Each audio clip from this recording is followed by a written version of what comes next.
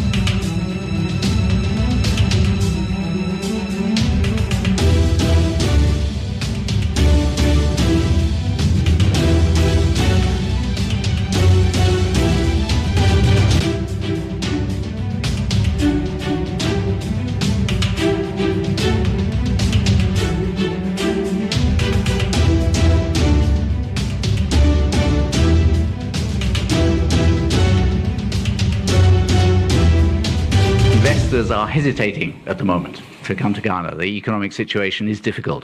And I noticed you were critical of the proposals to restructure domestic debt, but nevertheless it's a real problem, and investors will be looking at what your solution is to this domestic debt. In fact, and the international, you mentioned some solutions, the international, but the domestic debt is particularly difficult.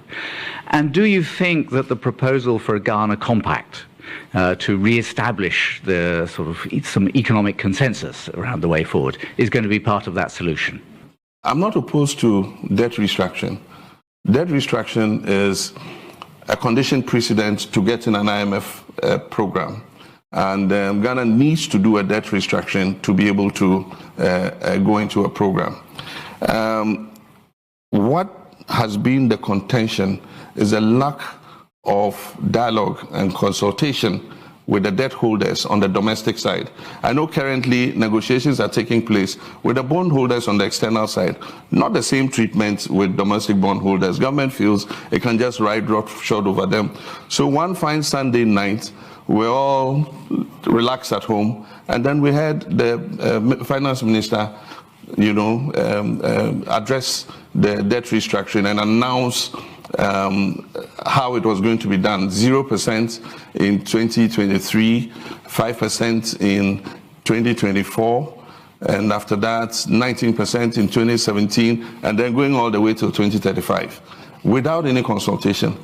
I have been an advocate for dialogue. Before this whole crisis started, I advised the government, I said, hold a national dialogue on the economy. State what the state of, give what the state of the economy is, and let everybody buy into it and understand. And then after that, seek a broad consensus behind the economic program. This suggestion was never taken. And then what we expected to happen actually happened. We had kept raising the red flag since 2019 about government's reckless borrowing program, going onto the Eurobond market every year for $3 billion and not investing it in the productive sectors of the economy, most of that money being used for consumption. And that is what has ended us where we are. And after you've recklessly mismanaged the economy, you don't want to make the same sacrifices. You're asking the people to make all the sacrifices. Sacrifice your bond, I'll pay you in 15 years. How do you know the person will live till 15 years? And yet, correspondingly, government expenditure is increasing. One would have thought that in this crisis, you're not going to increase your debt in this budget by 82 billion over last year. 2023 budget has seen government expenditure increase by 82 billion over 2022. That is not a government that is serious about making the same sacrifices it is asking the people to do. And that is our concern with this debt restructuring program. Apart from that, you don't let the driver who ran you into a ditch after you've managed to pull the car out of the ditch, see him sit behind the wheel again. And I mean, the majority itself, members of the MPP, have said, take this finance minister out. Bring somebody who the public will have more faith in, and because he didn't create the crisis, they will be better able to have a negotiation and sit down with this person and negotiate in good faith. But the one who's caused the problem is the one you're asking to negotiate with bondholders for a debt restructuring. So that is our concern with the debt restructuring.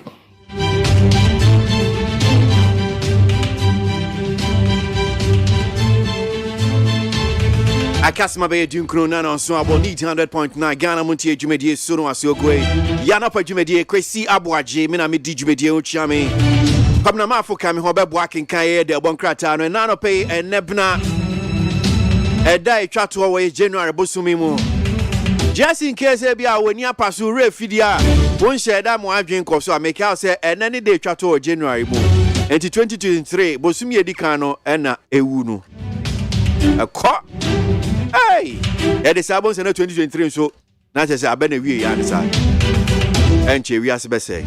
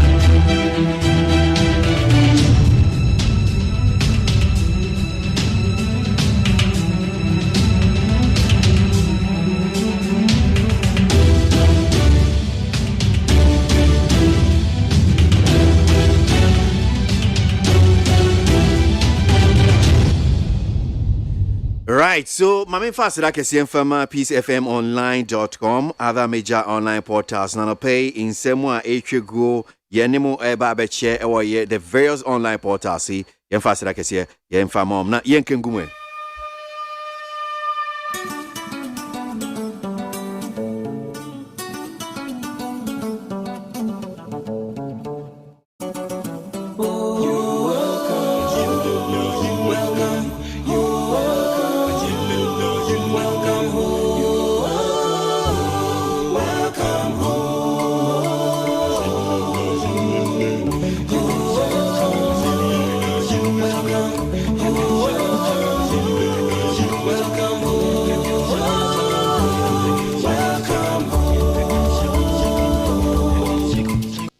At the Roko Fiaman Homenesu Ejiji Tonton Sansain Ewo Neat 100.9 FM. Right, so Yanko Yenje Ayan Semno Senior City Anope na near the shas you say Ghana's debt stock hits 575 billion Ghana cedis.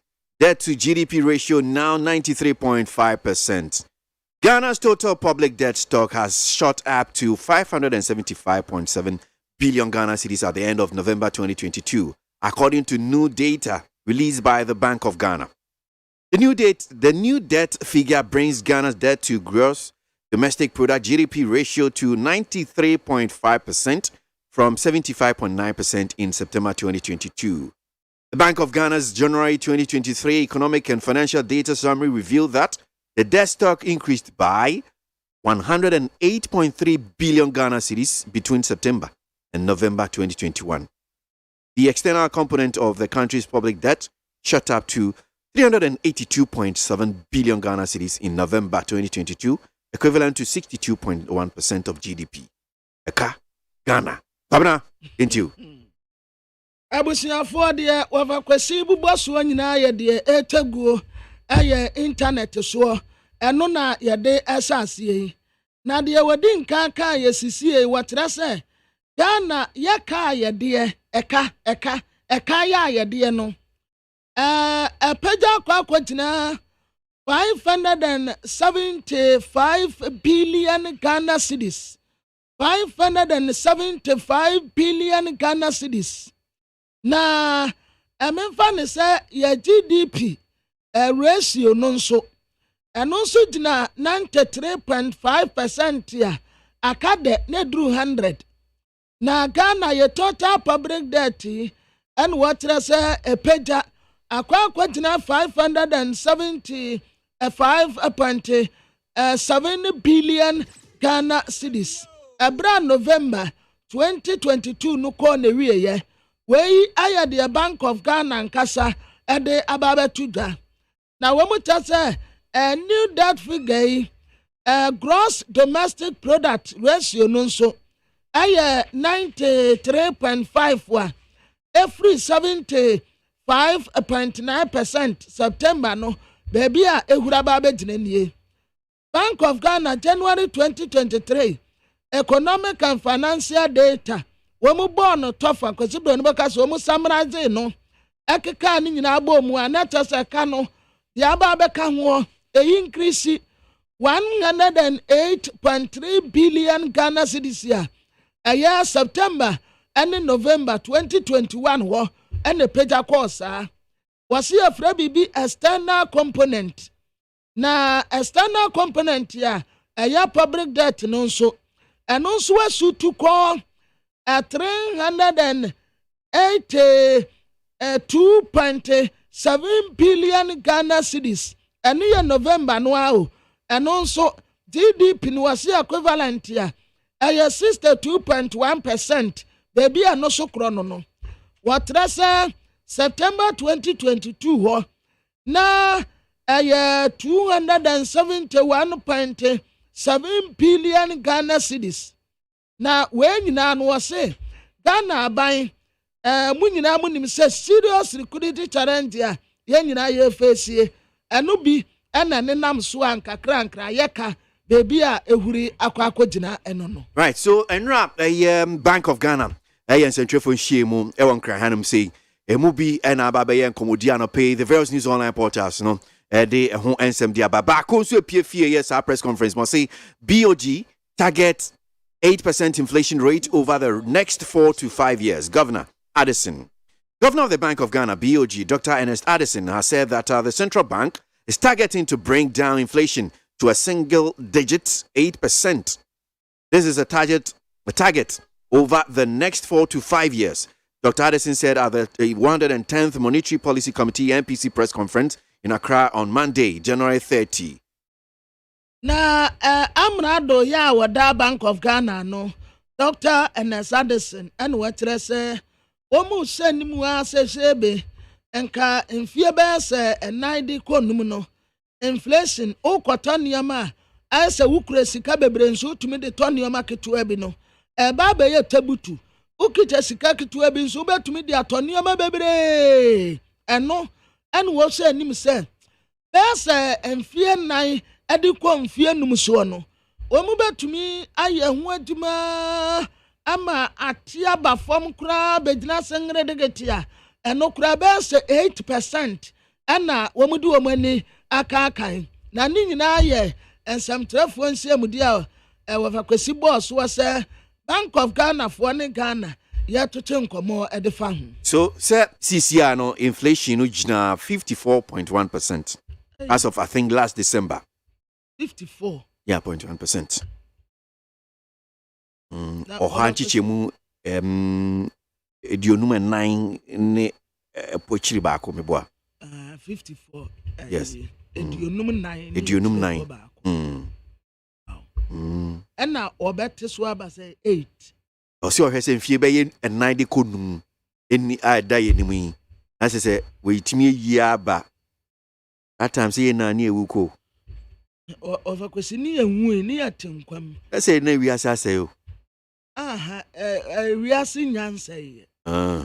We are seeing Yansay. Okay. Ya suba bonena, they say nunca. But we are seeing Casadi Yansay. Bank of Ghana Kroyano was say banking sector profits dropped by almost 20%. Profitability levels in the banking sector have declined, according to the Bank of Ghana. The central bank attributed this to the market losses on investments, higher impairment on loans, and rising operating costs. Quote, profit after tax was 3.9 billion at the end of December 2022, representing 18.9% contraction year on year, compared to 12.3% annual growth recorded in 2021, the Bank of Ghana indicated in a statement. For Bank of Ghana for no mobile near say, and for swapper banking sectors in Womunyano, a swatiaba from Kura Atise she Bank of Ghana for Neko, na Central Bank for and Womutra say, Sa or how we are banks no face no. What Rassi a Frebi mark to market losses.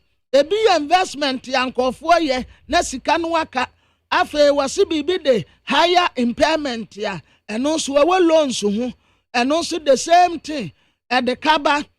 Afe was rising operating costs, and also at the Kaba, and the profit ya, and Kaote to an area. And Kuomunyano, this year the Aswati Kura December 2022, Womusaya na Aswati about 3.9 billion Ghana cedis pe. Yeah, and no representing 18.9%. And Kawu compare pa ayi afia temu wo baby 2021 no. Nanka was pa ye. Nanka and number to say 12.3. But this year idea. Etia na etiba fonti banks no emfa swap asanka banks no enyano banks na eboka wo mu bibia atiba fom te ezubehwe ana kwabra meboa subete anhwe akra so kra be sante mo yeah suba sante mo because of a question nim say bank baako wo mu sesa na enye Ghana hanko ana wewo emia bebre na wo mu mpanimfo fo obi di nkomo no I say, Omo per strategy or say, Omo Bakeka, Omo the any be album. Now, Omo my workers in be akofie. But Kokura many tia there. One, yes, workers in be a contractors workers. Omo, our contract base. Ya mabebre noa asta take off. Well, still on Bank of Ghana. Now, this one here says the Bank of Ghana increases its monetary policy rate to 28%. The Monetary Policy Committee of the Bank of Ghana has increased its policy rate by 100 basis points from 27% to 28%. This forms part of measures by the central bank to address current inflationary pressures. Inflation for December 2022 hit a 22-year high of 54.1%. So, policy rate, and into yo. For a Bank of Ghana for say increase your policy rate, no. At the quote 28%. Na Monetary Policy Committee, yeah, that Bank of Ghana no, and womo kase, womo tes womo increase womo policy rate no, 100 basis point yeah, every 27, adequate 28%. Na what I say, Sadia ya Central Bank no no, pressure yeah wowe, and womo pesu womo kura nan kakra.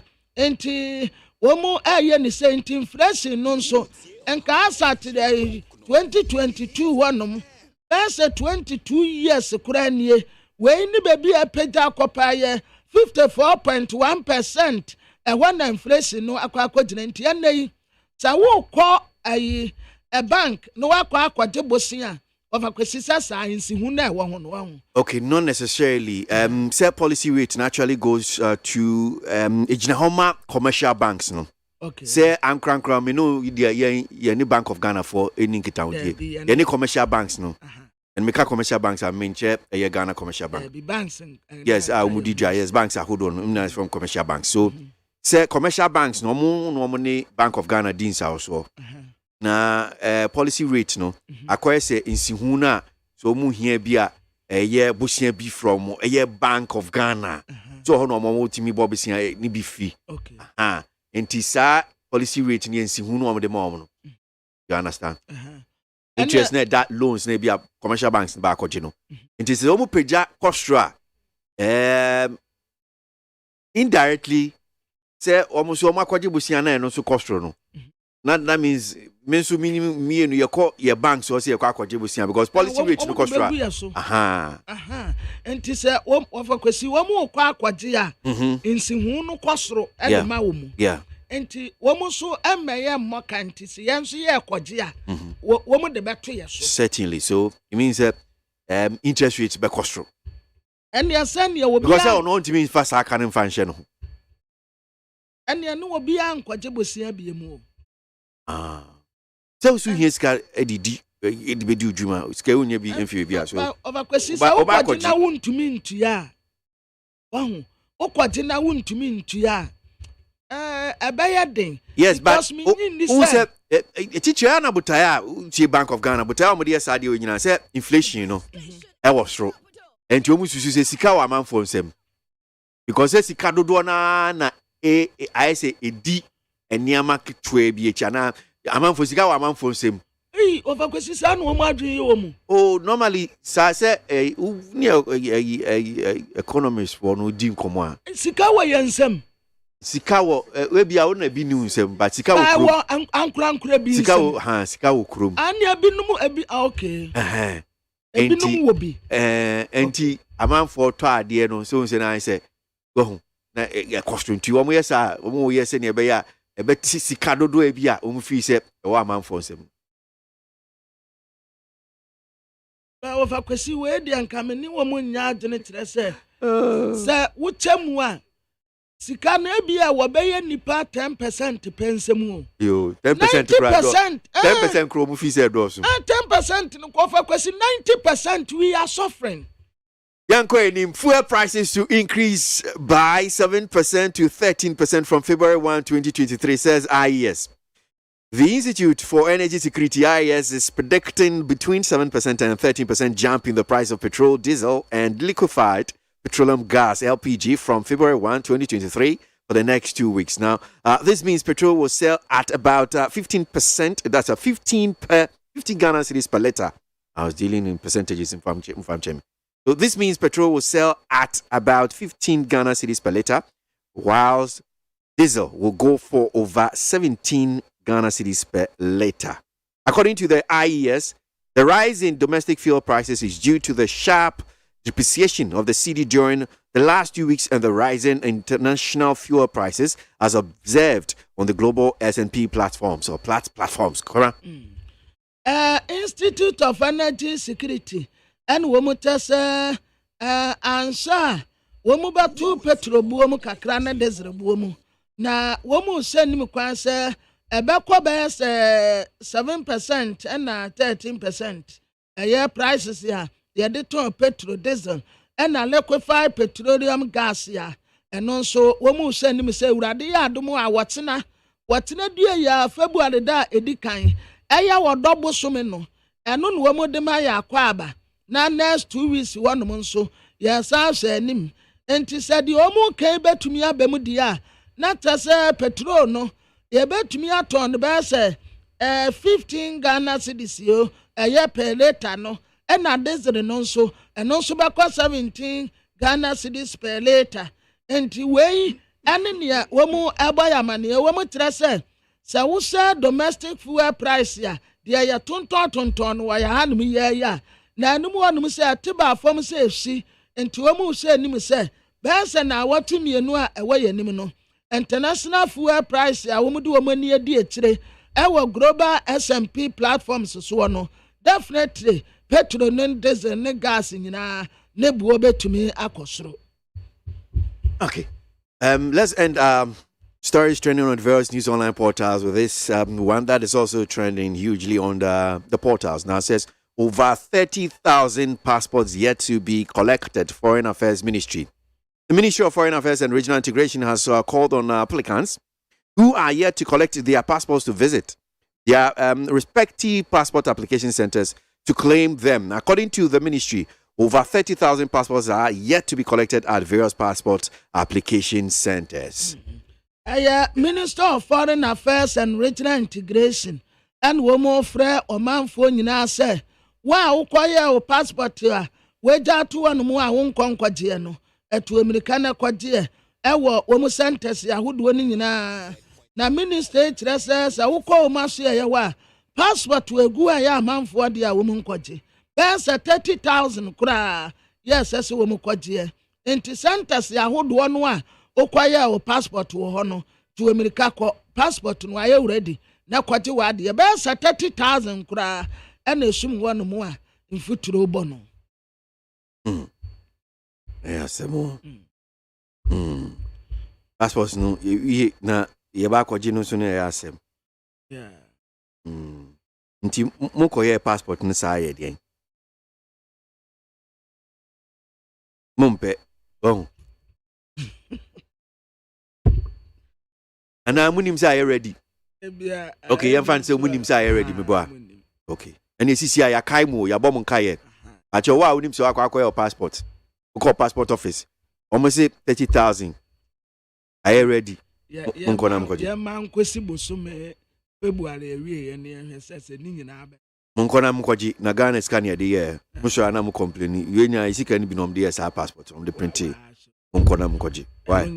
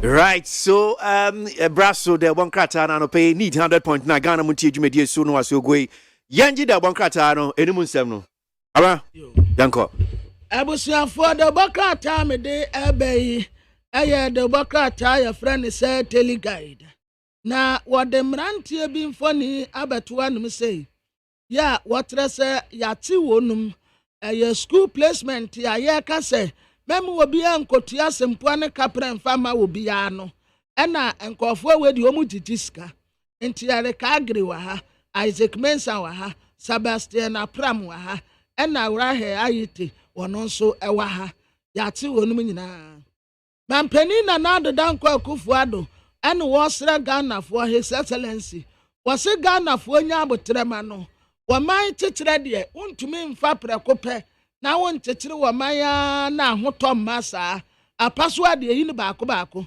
enti Ghana for munya patience their friend say abotre be patient yo be patient be more patient for me be patient munya abotre mfama me na meye public debt o man yaka ye de no entem ma fom da bia ekosoro da bre bebi akwa gina 575 billion Ghana cedis 575 billion Ghana cedis ya eka ye de eno no passport wa wo mu ayagu onu mu a wo mu nkwaje ekeka ko 30,000 enti wo mu sra wo manfo nyina se obi antu America na won kwankwaje ne passport afei wo sofo chirabosom na yata friend Christian Kwabena Andrews and what I say where the on one pen a can pain ese wani obi akwa wa na yire se won ti bida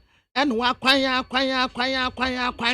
ɛne ɔnam ha no wɔkasa no wɔkɔtena no wɔkasa no wɔdi ho nkɔmmɔ atrɛ nkɔɔfoɔ ɛna me kunu no obi akɔwo enti musu a wabɔ paa wɔ wiase a wɔbaayɛ ɛne so wɔ no obi akɔwo a ɛno nti ne yere akɔmo a wanti bi daeɛ sɛ ewiase nti mmɛhwe fam yi sɛ saa no ɔbɛyɛ deɛ a wagyaa no wɔnkɔ nti ne yere no nansɛn sɛ mohyɛ baabi a puppet no baabi a yɛ a wɔte a ne yere te no a ne yere ma ɛntena hɔ bio na ne yere n'atia no ɔkɔ court wa na court ɔka kyɛn sɛ na sɛ nipa no ɔne ne wo wɔn ano nti ɛdeɛ na wɔgye ɛna mɛgye agyapadeɛ mmienu yɛn ntɛm yɛma mefa ne yɛma ne sei nti ne yere na akɔm no saa bere de ate n'ani so nti wagyaa no wɔno nso wɔn musuo bi a wabɔ sɛ wɔyɛ sɔfoɔ na wanya akukudura bɛka so wɔ ne obi akɔwoɔ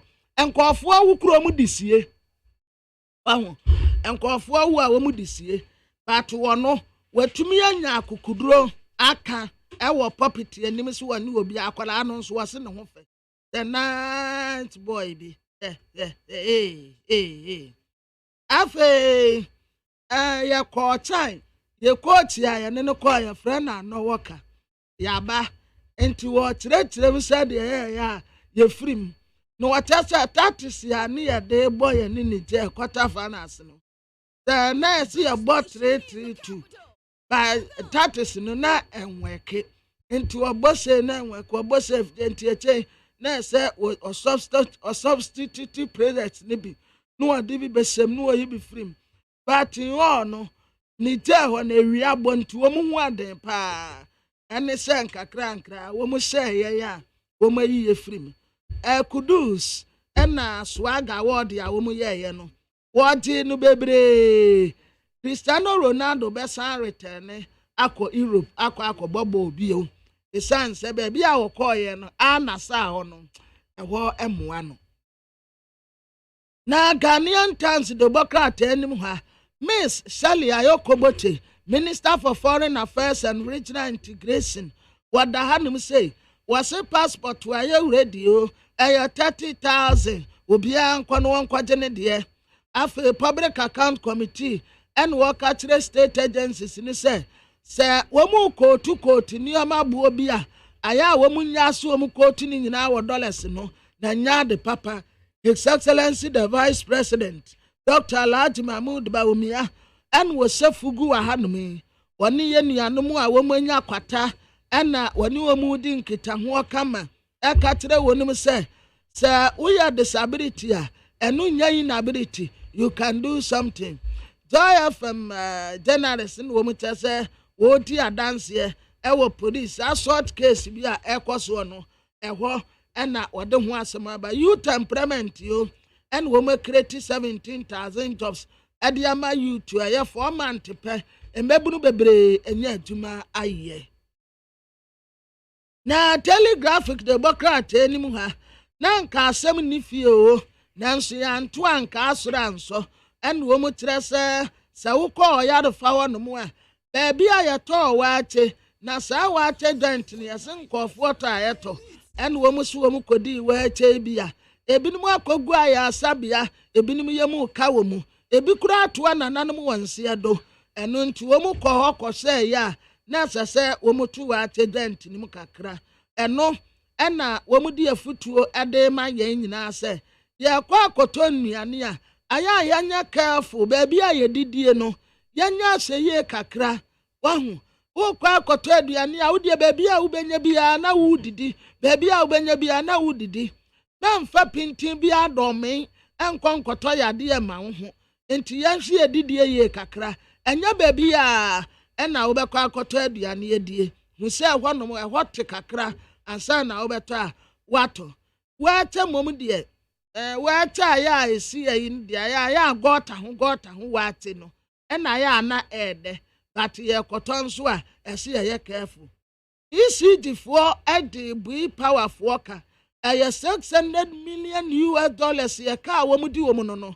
eno na public account committee ka kire wonum say ECG na sa wo de $600 million ya enti bui power no no obenya ska wai ene wo de aye adwuma mesra mu nkotua mu kan bi mo kan dɔɔso dodo NS Dr. NS Addison oye governor Emma Bank of Ghana sa papa ni nua ane lawyer Flip Addison wo mu ye nuanom awurade asira wonum o baako ye lawyer ena baako nso ye Amrado Bank of Ghana na baako no ka say watrasa policy rate no ye pagya ade akwa 28%.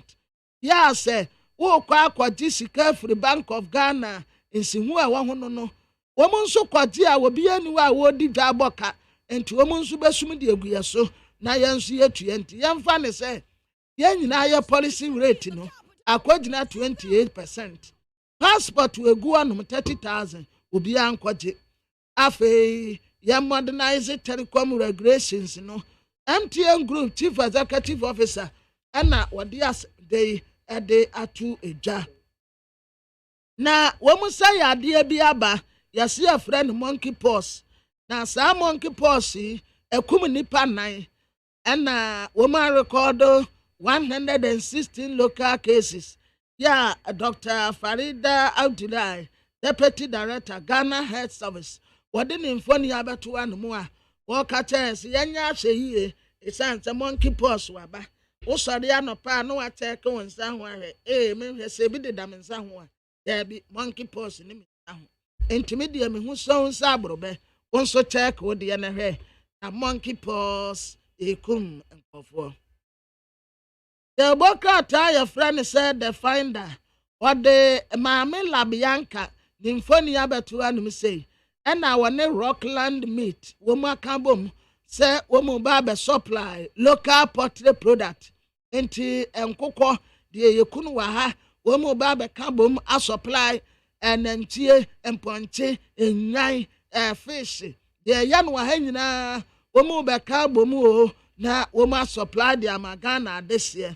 Ghana Revenue Authority for womu tese nipa bebre edeka womu ntua to enti tax infractions no enam sum womu akwache China mo manager no awada no won no okurehwe woni ena ayi ni di ne nchen posi ni edi ne nchen but yemfa hankofo nto ne nsa woni womu nyina na nteko ena shoprite nso penny pa awada no wono nso womu kwache no en wo musa kwache palace mall penny pa wada no eno nso wo mu kwache no ena other companies bi nso wo mu akwache mpenifo adeda no nyina adayi a wo mu de kata ase a wo mu entu aye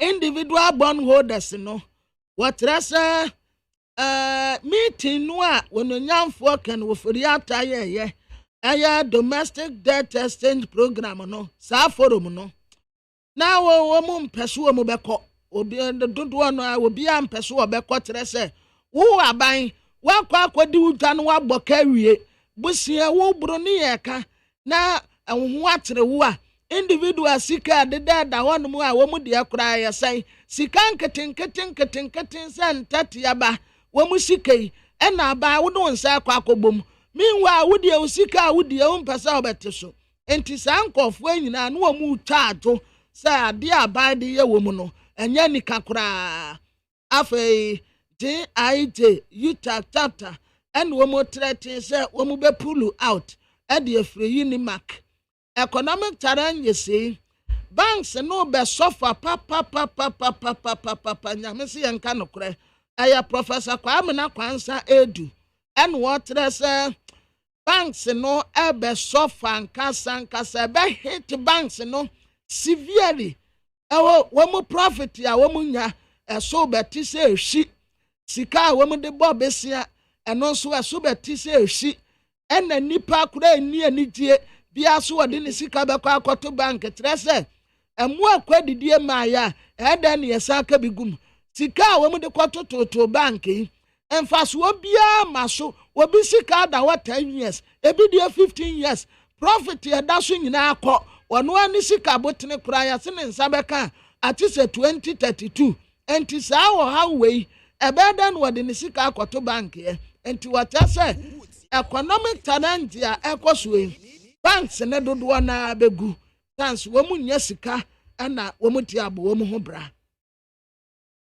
na telling statement de bɔkra anim ha wɔde wɔnonyamfoɔ Alan Kojo Kyerɛmanten wɔde ne mfoni abɛtoa na wɔnonyamfoɔ Alan Kojo Kyerɛmanten besia de temu no wɔyɛ asɔre a wɔyɛ no wɔfrɛfrɛ asɔfoɔ kukudam yɛ wɔ Ghana hanom nyinaa wɔn de wɔn nsa kɔto no so ɛkɔbɔ mpaeɛ ɛde maa no wɔsi afuo de ɛwodɔ na awurade ahumu a na wɔwɔ agye afa wɔsan de n'ani tiri asantemantam kuropɔn Kumase na nnura wɔtu wɔnom no wɔbi mpɛni mɛsɛ alantramantia na yenim na akɔyɛ atumtuo momome ɛne wɔn de gye no a ntimi no kasɛi ɔda so wɔ asantemantam wɔsi wɔhyɛ nsubra sentam a ne wɔni yɛ kɔkɔɔ nti wɔahyɛ ne campaign ase ya wɔyɛ campaign anesa na democrat esuru anum yɛyi ɛne wɔkyerɛ sɛ wɔde his excellency the vice president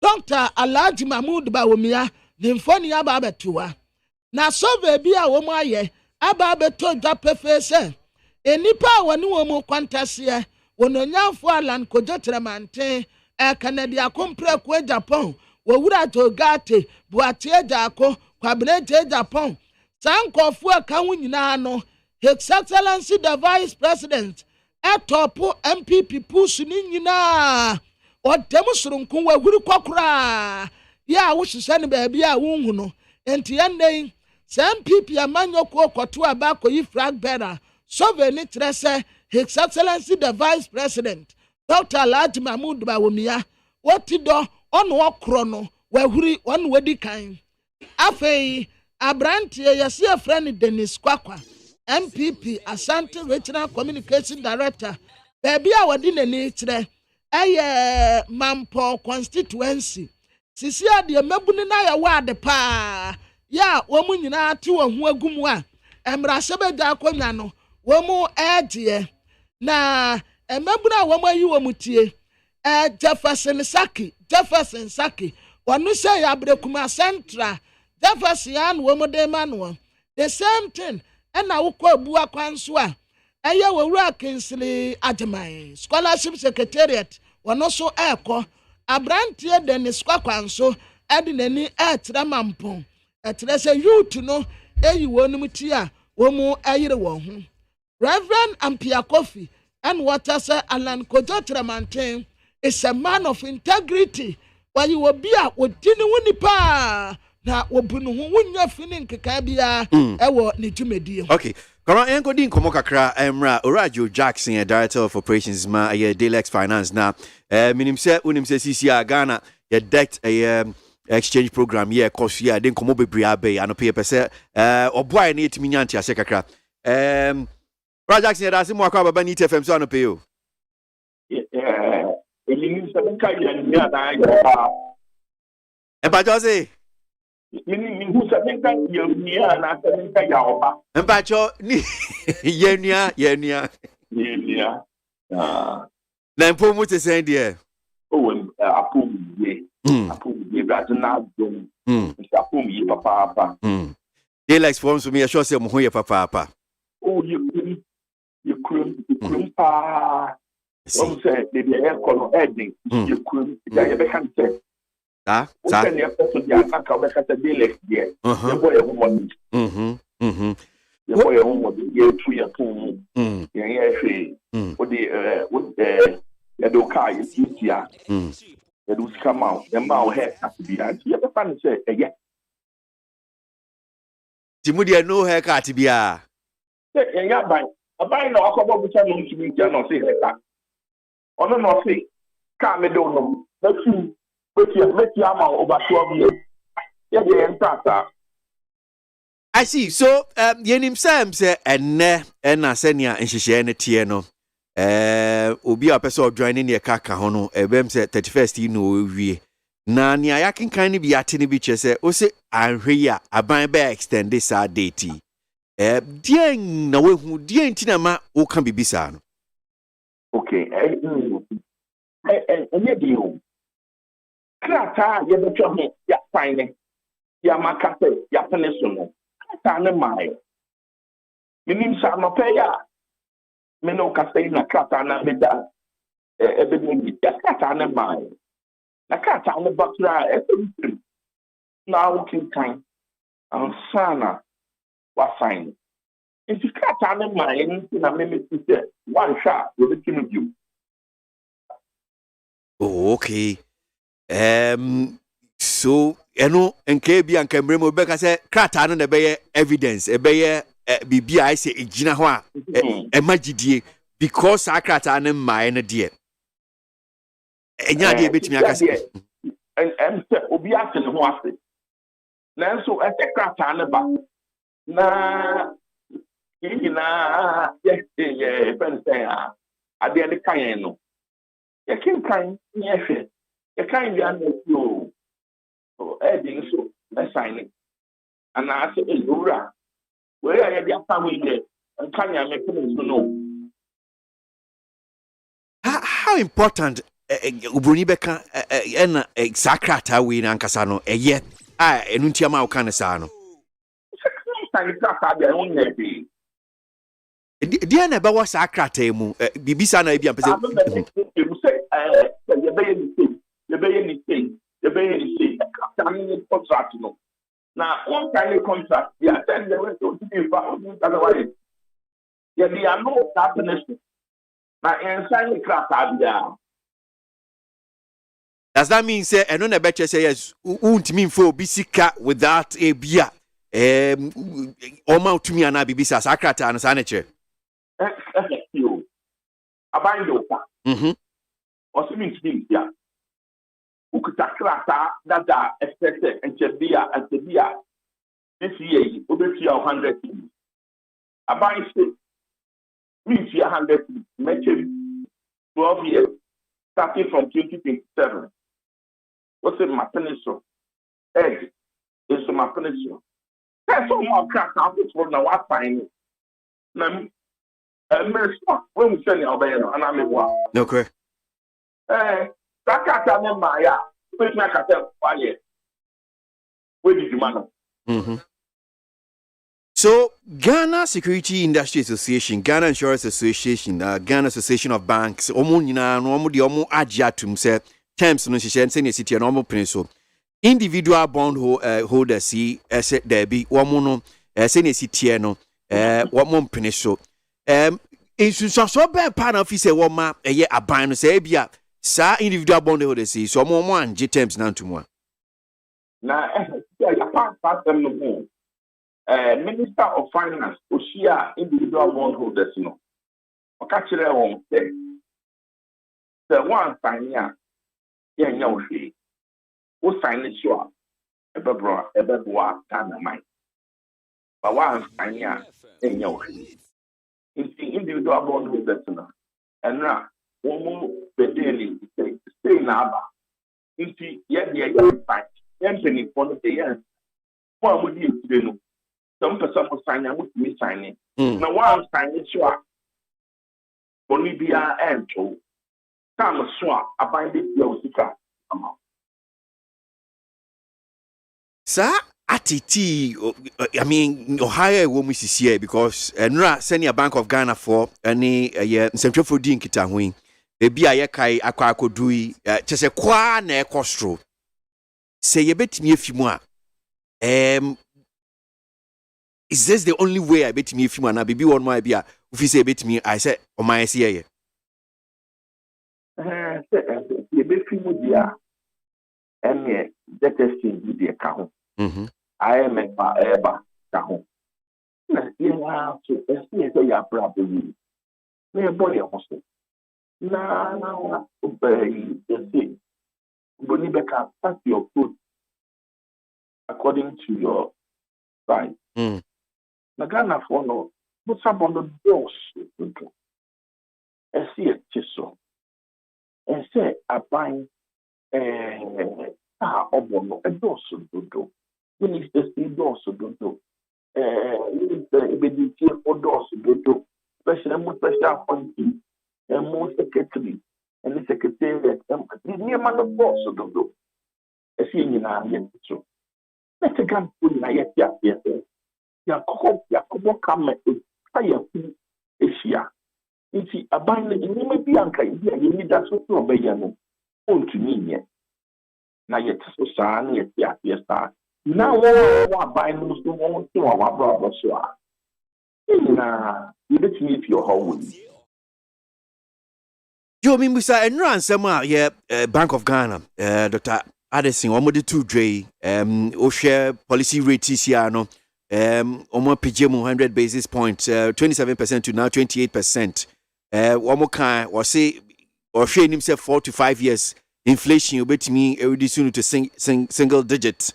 Banks are CCC are one more a profit so ate and in yakaka ho at you saying in some of the 2J. Also in some of the heading and again who said banks one would car amount for the amount in the current account on the quarter of the government bond. Now, security that up. Now, we are up in many 100. Now, 100 to be actually for 12 years. Now, see, first one, the cry and man. And you will ask them about this 27 and the first one about. First one, never ban. So, 100 to be now about. If you are 15 cities, never ban. The following year, 15 cities. The following year, 12 months. I don't say 12 years, sorry. I don't say a year. Na a buying so be stability fund. Ye bomb by a stability fund no. And yet, some ye the no akeke. Never ye at the one. Na banks ni a companies are banks ni institutions are on what no. On the practical. This one to a bank to me on Sika amount. You has a an opinion shop, Joe. That's it. Joe Jackson. Now I hear you say, give it me few. And yes, sir, the economy. GDA and them, sure say Ghana for you. Now, say it's not just GDA, but the practical, pragmatic steps now. Ye dibe go akwam, niam ye dibe go akwam meboa. Say GDA na eshafi. Unya GDA no when you kudro dia aso ano. Na when you unya GDA, udina no kra bi esiesie. What way? GDA so dey fimpa bo mu tie mo mpa ye wo hu. Amen. Empire so dey nka Ghana ye ya de pa o. Oh, so wa unu say ye man panya wonya de bi ko. Okay then, okay. Empire bozi oye. Joe, let me show Papa. That's Joe Jackson, your director of operations, Daylex Finance, and I pay need 100.9 Ghana Montie so and wasugui empire dear come and so be at me bumpire. Difficulties and the hurdles that prevent development, that prevent good decisions from being taken, that prevent good decisions from being implemented. Give him the wisdom from above. Father, we are looking up to you because only you can help us. And now we thank you for those in authority, in every sphere, in every department, in every area. Grant them wisdom and deliver our nation from wicked people in authority. Deliver us from evil men who will sit in places of authority and do evil things. Deliver us from vampires who will drink the blood of the nation and leave nothing behind. Bless our nation with good leaders. And for those that are there now, we thank you that you are helping them, that your grace and your wisdom is given to them to lead us forward into a good and a better situation. We give you thanks for your great wisdom that is now released into this nation. In Jesus' name, amen. Amen. Oh, I'm going to say, by GDA and human count there. Ndimu. Oh, yeah, boy, ya bumpire and kwasana. Oh, bumpire, Oswa. Utu near my year. Over Quesu Bebreo. Dan, what can I say? A branch ya. Sister Deborah, Ninia, and Auntie, and another for me. One love. One love. wasi wo betu kwa brotire na ne papa de ne course of baako ana wani wasi wo munyina do wo nsagu no so you are going and you are coming back as a professional doctor, amen, and you will do one of the best in the world, amen. You will be one of the best surgeons in the world, amen. And so on am for another for me. Yeah, and to my Quran, Enti empire bonus a new man can of a kwesi bebre. Need 100.9 Ghana Montie Jumedi Sunu as you go wagin share 0503721744. Feel free send us your thought a year and come on Ghana CC baby aye ka could do 575 billion Ghana cedis what I'm saying ejina and pay ye be penifo bi ne ani di aye and come on e ka no sanity ana so since because e bi kra so e ka no kra hwe be bro sa ene ne ka ho but ni aba beto dwa sisi a ne say yes ye ka baby a ejina. Just also reading this one here. Omanpenyi Assembly, so I can say IMF deal will affect completion of capital project Akufo-Addo. So Omanpenyi, senior President Akufo-Addo, President Nana Danko Akufo-Addo has admitted that the government's engagement with the International Monetary Fund (IMF) will affect timely completion of some capital project. Now, the president said part of the conditionality with the IMF may require disruption in some of the government's infrastructure programs. Barbara. Abusiafo de awofa kwesika ye nyina tiawa o aye mampani na Danko Akufo-Addo en wotre se aye mafufuo nkita hodi aye ni wo mudie International Monetary Fund no betumi affecting the project yahudu obi a wo ye anytime a wo pesu wodi wie no ebetumi aka no wotre se mampani na Danko Akufo-Addo and what I say, I am a once say no, and you may be a better hono. I buy infrastructure programs here, or pursue a young the transform or may no. A bet to me a cano, be a title pie, baby or more shots, any baby, I will pursue a mucoriano of a Quasia Becano. Dr. George Donfe, economist and senior research fellow, Center for Social Policy Studies, University of Ghana. Any doc couldn't come on. Doc, that's more about need FM so. I think come to your doc now for me. Yeah, you're right. So, another Bank of Ghana for near the in Kitahon Central for now.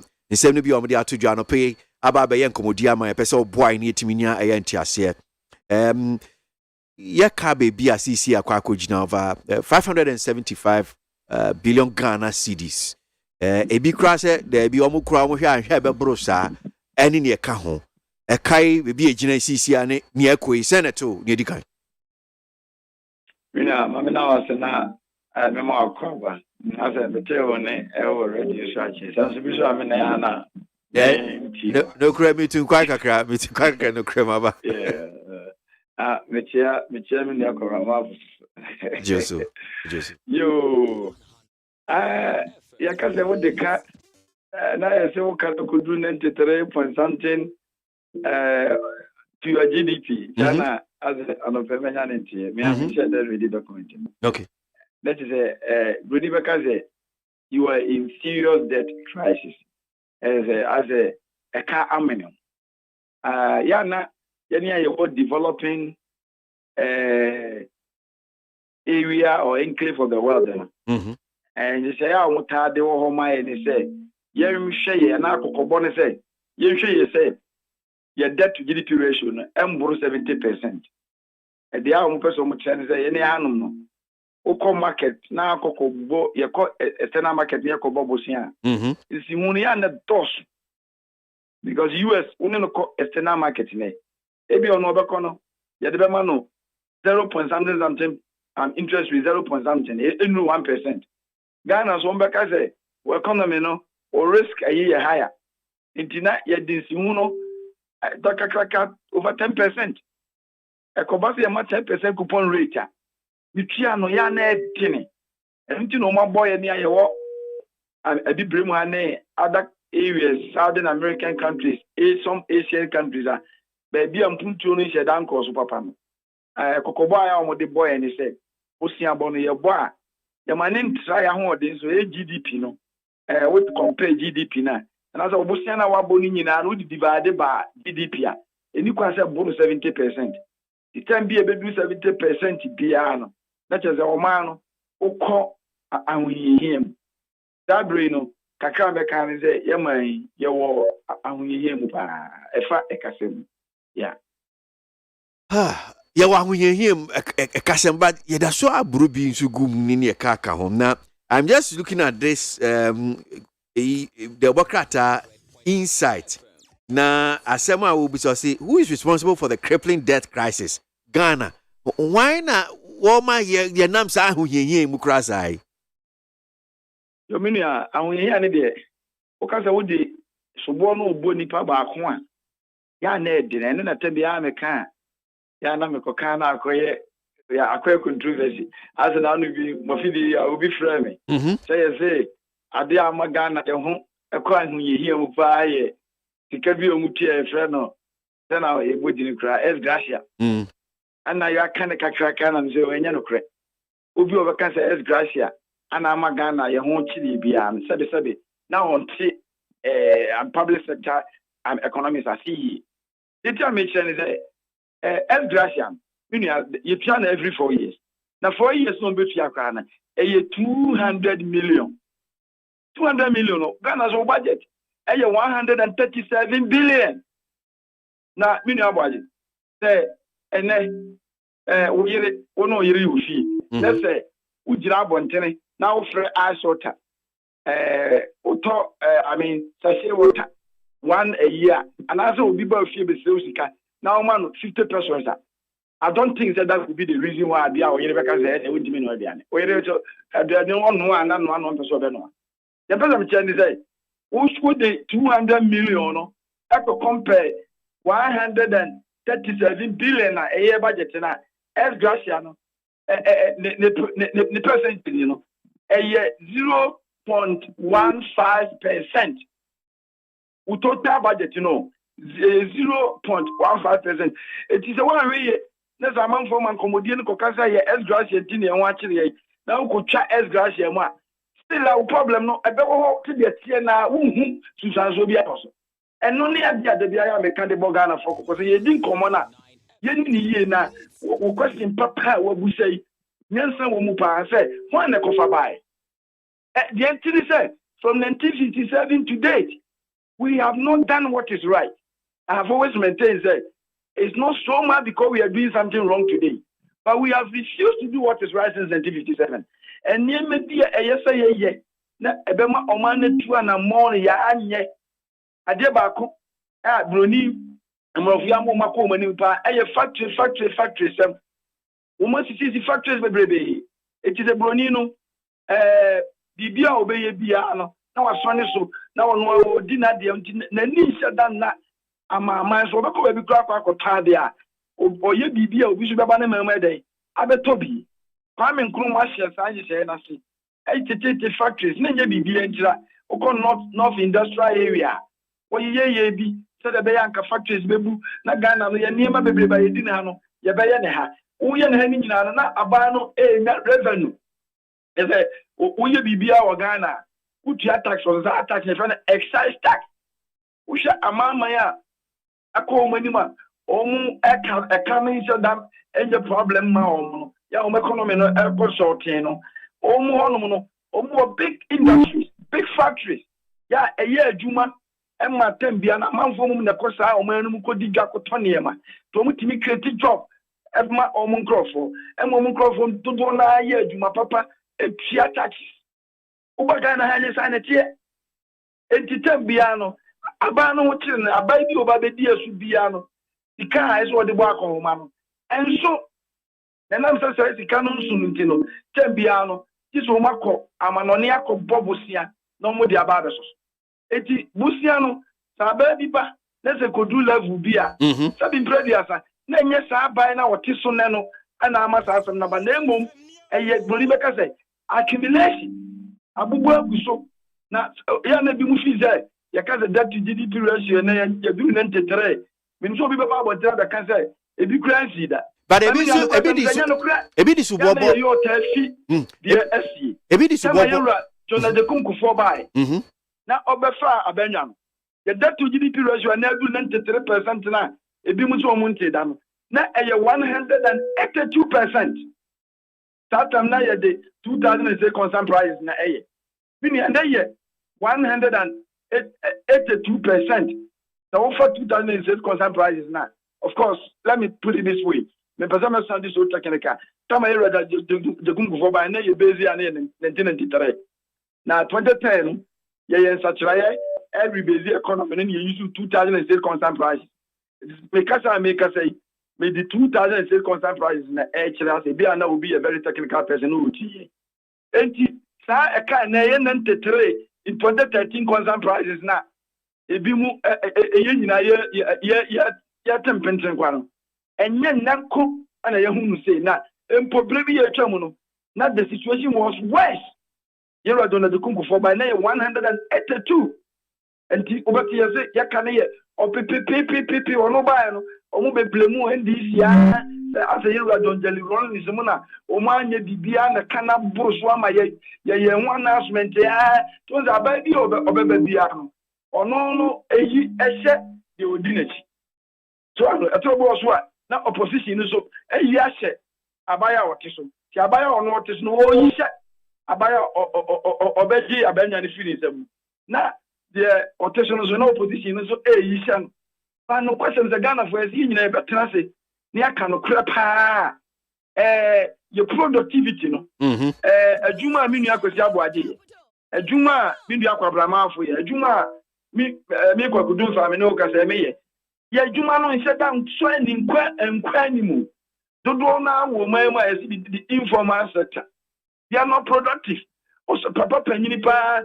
obo no oja traffic m na makakra bi ne kuta no na odidikachi ya sani pa we senkonya akwanya ye adwuma papa akobetua tax ama omano enjeska eti ye tax revenue na ye tua no enam say minya papa we nya papa obi anja da nya adwuma papa ni no tambia no ye tax revenue no sha enso so de wo mu ya he no kra ni say de ye die no so boss ya sa abra me no ka last 2 years budget kra wan sam na me ne wo kan yo year to sorry last year 2022 original budget no na sika buy so peso odi no 137 billion ya no what the billion yema bebrebe yes the agenda 111 and na me no ka say bebe ho abeko hospital grani ho enti ye wo infrastructural deficit huge one men namti wo Ghana hapa bebe du ekwai grani ho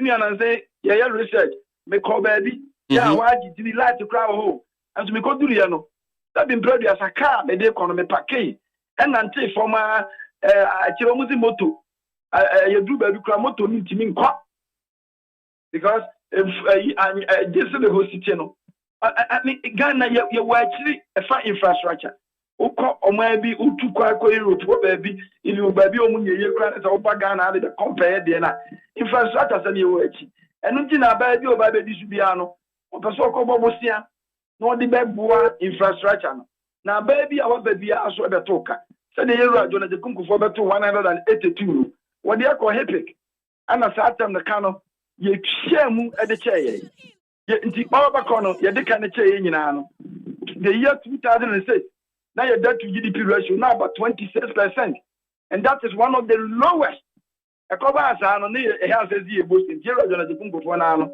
o sha says was obo kakra ka ho because atam the next one was Bobby na otimi dey eyi kwai so wa mo busia ni bi ne wa anyi kwai a Ghana ni bia no obeka ni da but doc Michelle mimbusa asemo ha say doc Michelle ayi ti say na do baaye obeti amanfo say da bi wa bokai dodo na obaye na kai gina ben say 127 something billion na CC abebi e dey nti wa bo kanko abe over 300 billion in the echire nti wa bokado uti sa no as an economist no say na ya na yo eno ya na nya no kre me basisi a be chire no okay me ba be chire sa figure no nominal na oboy nti na na o za make say me kan nominal say me the debt to GDP ratio ne na ye adwuma eno na ye no kre pa debt to GDP ratio dem wo kan baby a wo gina pa enti na me ka say na kofo beto 182 obo no modena eye hye ma ne ba eba former ba beduru 26% the year 2006 and that happened to be one of the lowest Osha Yabakosem from the T57 I just say 2006 na Ghana economy ni jina ni nanso am a kasem any problem kra kotem bia o debt to GDP ratio na cost 70% no na is a problem 226 bia na ye pa but na so me kan era ofo o ma no kwa ma ni timi ya de no ja o kwa Ghana ni bia nkan no no anya hepic ni say ye di basic economy ni sa nyama na boa no na boa no in fact hepic ni na boa no hepic ni boa no ma hepic no sa tam na kana me ye that to GDP ratio 182 de na 93 no ana o de ko to amansan anim sa tam na hye wo ho ana o mu twa aka no che nti sa hye ni ti na ma aka no so tse about 26 no be do 26 no na che se ono so yeso obo kakra gum eyi kwai bi na Ghana for the be ka onye o that to GDP ratio na o de ba from o ko kakra obi be ka to say yedi aso yedi pa enti na onso bo busia na bi gum to be kono 2018 no na apaja no muhome no so ekota 32%. That time no me hu say nuanom and this no mo ye ade de friend no certain record straight e mo kra ebufu ewura jona de kunku 4% ade amrofo de wada to 82 wo say ye na ya say o man no ade ne NDC wo so wada so amrofo ya boa ya ma ye kare wo twem am na kopim 26 ya na 26 fo fi am to atamfie mi rupe wo de aduru 32 o mo ka de bo na tipa 2008 ya beto aba no mo kapa etitama NDC ban na ye mu bi fi ogidie ma pasai ene 32 no mo ba beto a wo betimi abo ho ba ya ma study trade ya sa ya ka no be ka ehwa eso NDC be so mo minua enam se just so ba ko bia se so ko bobu se ndi dogun wa nko bo a o ma no ntimi enchechire o ma ni ma be ntimi nye bit the goods and services ni ade ntimi ntua because ye sika na ejiji ni nyina no and akofa na ema mienu pe most time na ema mienu pe akofa na ye remuneration adwuma yo fo akatua any interest payment the kana ya bro agu no hunsi ho a ye tua uwia usika ni nyina asa akofa sa na the one tua goods and services a hospital nyina enya adwuma I mean all the ministries be adwuma yo ministry be the interior ministry oja adwuma yo se sia se nisika police so nya be adwuma yo tunama obi babo wasum etu ya aba ya wuntimi ntina ho eso ko babo sia bi se de be ya sa ne ma we nyina betimi akoso obi ya ya be kokolebu a ede yetimi ahwe eti sa nti na ma eka no da bia ekona nimu na minua me ka se geda ye nuanu ma dis no more opposition o mu ye nyina o be je ya ka no na wata tetu by the year 2014 na aduru 71 na je ya sa ko duru ahonyehia mu de friend debt crisis no 2014 ya ta ko wure eno na 2015 na ye gina na nyina ene ye de kodom an IMF minia 2018 ene ye rebase ye wa u rebase ya na o ka no in terms of that to GDP ratio na basom the rebase ye na basom pa ama ye no say ye friend on 2013 constant prices na technical dia me pesa me den komodie ne be ko papa enti ye ka no basom pa ama Kana nanka South America 73.1 in 2016 ebe 55.9 no ekonani ma ba 2019 na duru 62.5%.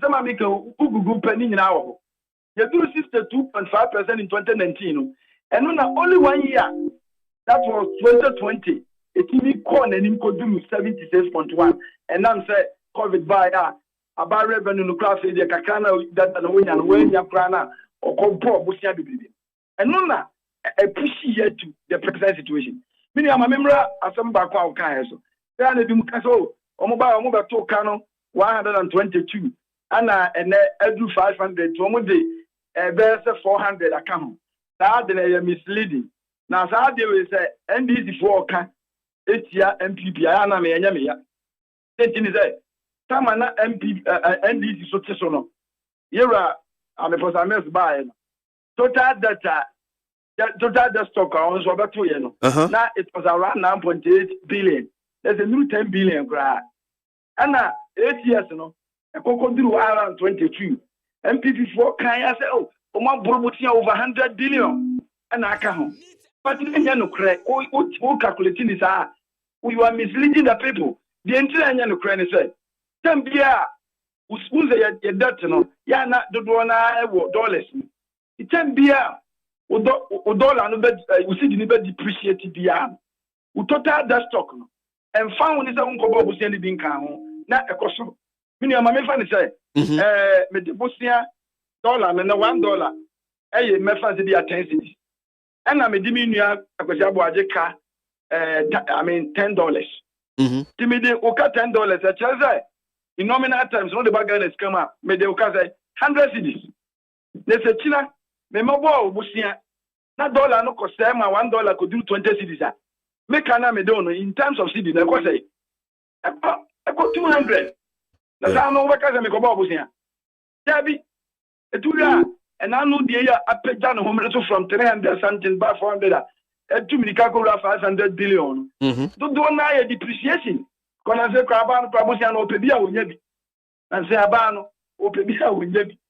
Oh, you say, Yabusiama for your dinner say, in Tiamazan Johnson, you degrade the economy to cause a Siana, Ocean Ground Sank. So what I say? Yeah. 18 question where Yana Union Moniana said, there be a same way. The Ghana MPP some and Yai and NDC some. Naya can Ukrainian Naya Bako, Yera Don the Kumku Fortia, Yera Don Damani, Yera Nakufado, Omunina, and Tomuti, Omunti Table Bakuso, now Omuchi Romagene, Ya United. I shall quite at the Ghana Acoso, Nathan Biano. The na be Boise can some have been maybe misleading so bear Ubenya power. Be Sunya and so carbon ten also can't tell me a Cobasana. Yet me fan of Cretro no Yajuma. Now trying so I found a Cretro nine Yajuman. Can be I seem to try to say, there's an crowd one said. And Naminia, I be unable to say Coco. I'm a Jason. Every year, Coco ma a man sign economy in the GDP. $115 billion. Meaning, Jessica Kitwa. That's the way, and we have the cocoa, no harm in the cocoa. Ghana, you supply 23% of the global beef. Cocoa, when we are seeing now, 4 bags, beer, bag back in Ghana. Ghana cocoa, so quality high. Edimutino, Amazon does almost get chocolate in the Biomo Pasai, only Ghana chocolate, only Ghana cocoa, and a yard. Ama oma bi tisa Belgium okofa omo budget statement afibia omunya sika $14 billion from cocoa ya san sika we nko anu Belgium tanka Ghana ni nyansa tisa Belgium ana Kenya $14 billion na minia anka Ghana ba beti akazo omo obi anti attack cocoa nko Ghana ba beti mi de ayo man yi enso so yenye ya mi se be sa cocoa no ye de ya beto ne no raw no na ye you see factories. Now you create jobs for our people. Now Zika Kabako Belgium ho, Kabako Switzerland ho, Kabako Holland. Amai omuyasia, nyako musika pa ebo omai. Holland, Switzerland, Belgium, USA. I mean ya Ghana, Cote d'Ivoire, yenye dia koko kasiye. As you nyashi wo, if you are any assessor Robbie near the call. It's implied here. Ubashas yourself as a raw near Maniamano. Gold are near far raw near the cop. Now overcode Dubai. Now gold no Mudia, David what the day they not Dubai. Sabia, gold no, Ebucana, Yania to go the chair on. No, for the gold, Yanima ye a chain Ghana because then no, you two gold near the raw near the cop. And the petrol craft, we are not you go. You 173,000 barrels and Kramakum. 173,000. Here we are near the South ship near the core US near Cotoni. Here we are, yourself for ship, a co Holland, a co top Petra, Yasoneso, at the Abagana Abayusi. Minabema, say I change this animal we are. Hey, ya will be about the president to be a situation way ever found. And Tina, or are you like a Ghana 4 years na Okoye, you rouse of Mafubaye, na Okoye, you rouse a Tepe Baye, na and then you're rocking for yata. What then come on, you Kennedy, finance minister of Albania has a Ghana for any Natama. But me, I'm blame finance ministers, no. The question is, our collective interest and maybe a walk. Maybe I want to say, yeah, you're turning raw. I'm at the deal. I'm at the economy, not the over University of Ghana, your boy home with me. Over Chirac, 15 years, 10 years, no, I'm about to win your money because money crime. So what you ask? Nanka, you be factors, but the person here require that's what you and Anka buy so much in it, and as I buy so one concrete baby, you require despite. As soon as Papa said, 5,000, oh, man, another 1,000 per. I know what baby you want to be. I mean, I buy revenue, a cost. I say, and I'm one over to two, and if you can tell no, the requirement on Yako Bobusiano. I got from Sentinel that Busiano is Cano, there's a name when your revenue be our Bobusian. And look, and then the one, okay, can't come with you. I'm Aquarius, say, yeah, just send him a year. Now, yeah, mana from the 57 to date, near Yaman, the factors, there were no Canescinano, and then I am sorry, Mencasa, and I'm someone yet. But as I said before, I can't give me sorry. And the factors are coming from Majaya, Dania, sorry. So, yeah, Dania Mania, and Tuana, Papa, Aminia, and Koma is the British Army, okay, not the BIA, want to check. Okay. Dog and Bessie, we and Common, but Bayer and Sem, you know, near the Kimebo voice be and Nibinama Muetie. But before Betty and Nensono, Oman Penin and Ado Danque Kufuado, Assembly or Dia Tuja, me perceive the anonsu can say IMF deal will affect completion of capital project. Ekufuado. Minkan kakra. President Nana Addo Dankwa Ekufuado has admitted that the government's engagement with the International Monetary Fund (IMF) will affect timely completion of some capital projects. The president said part of the conditionality with the IMF may require disruption in some of the government's infrastructure projects or programs. Speaking at a meeting with the Western Regional House of Chiefs at the Jubilee House on Monday, Ekufuado said the IMF balance of payment support will go a long way to help the country. Quote, there'll be some temporary delays while we are making the agreement with the IMF. And that is what we are experiencing now. But at the end of the day, we will get an arrangement that allows us to continue the project. What is asking suho na TSA any Oman penyi da John Mahama kopie o UK ene omubusa na sembi na memfanya asembisa memfa mienu mfa mom membusa asem tidok eni die mu ati kakrama mpachomba. Investors are hesitating at the moment to come to Ghana. The economic situation is difficult. And I noticed you were critical of the proposals to restructure domestic debt. But nevertheless, it's a real problem. And investors will be looking at what your solution is to this domestic debt. In fact, and the international, you mentioned some solutions, the international, but the domestic debt is particularly difficult. And do you think that the proposal for a Ghana compact to re-establish the sort of some economic consensus around the way forward is going to be part of that solution? I'm not opposed to debt restructuring. Debt restructuring is a condition precedent to getting an IMF program. And Ghana needs to do a debt restructuring to be able to go into a program. What has been the contention is a lack of dialogue and consultation with the debt holders on the domestic side. I know currently negotiations are taking place with the bondholders on the external side.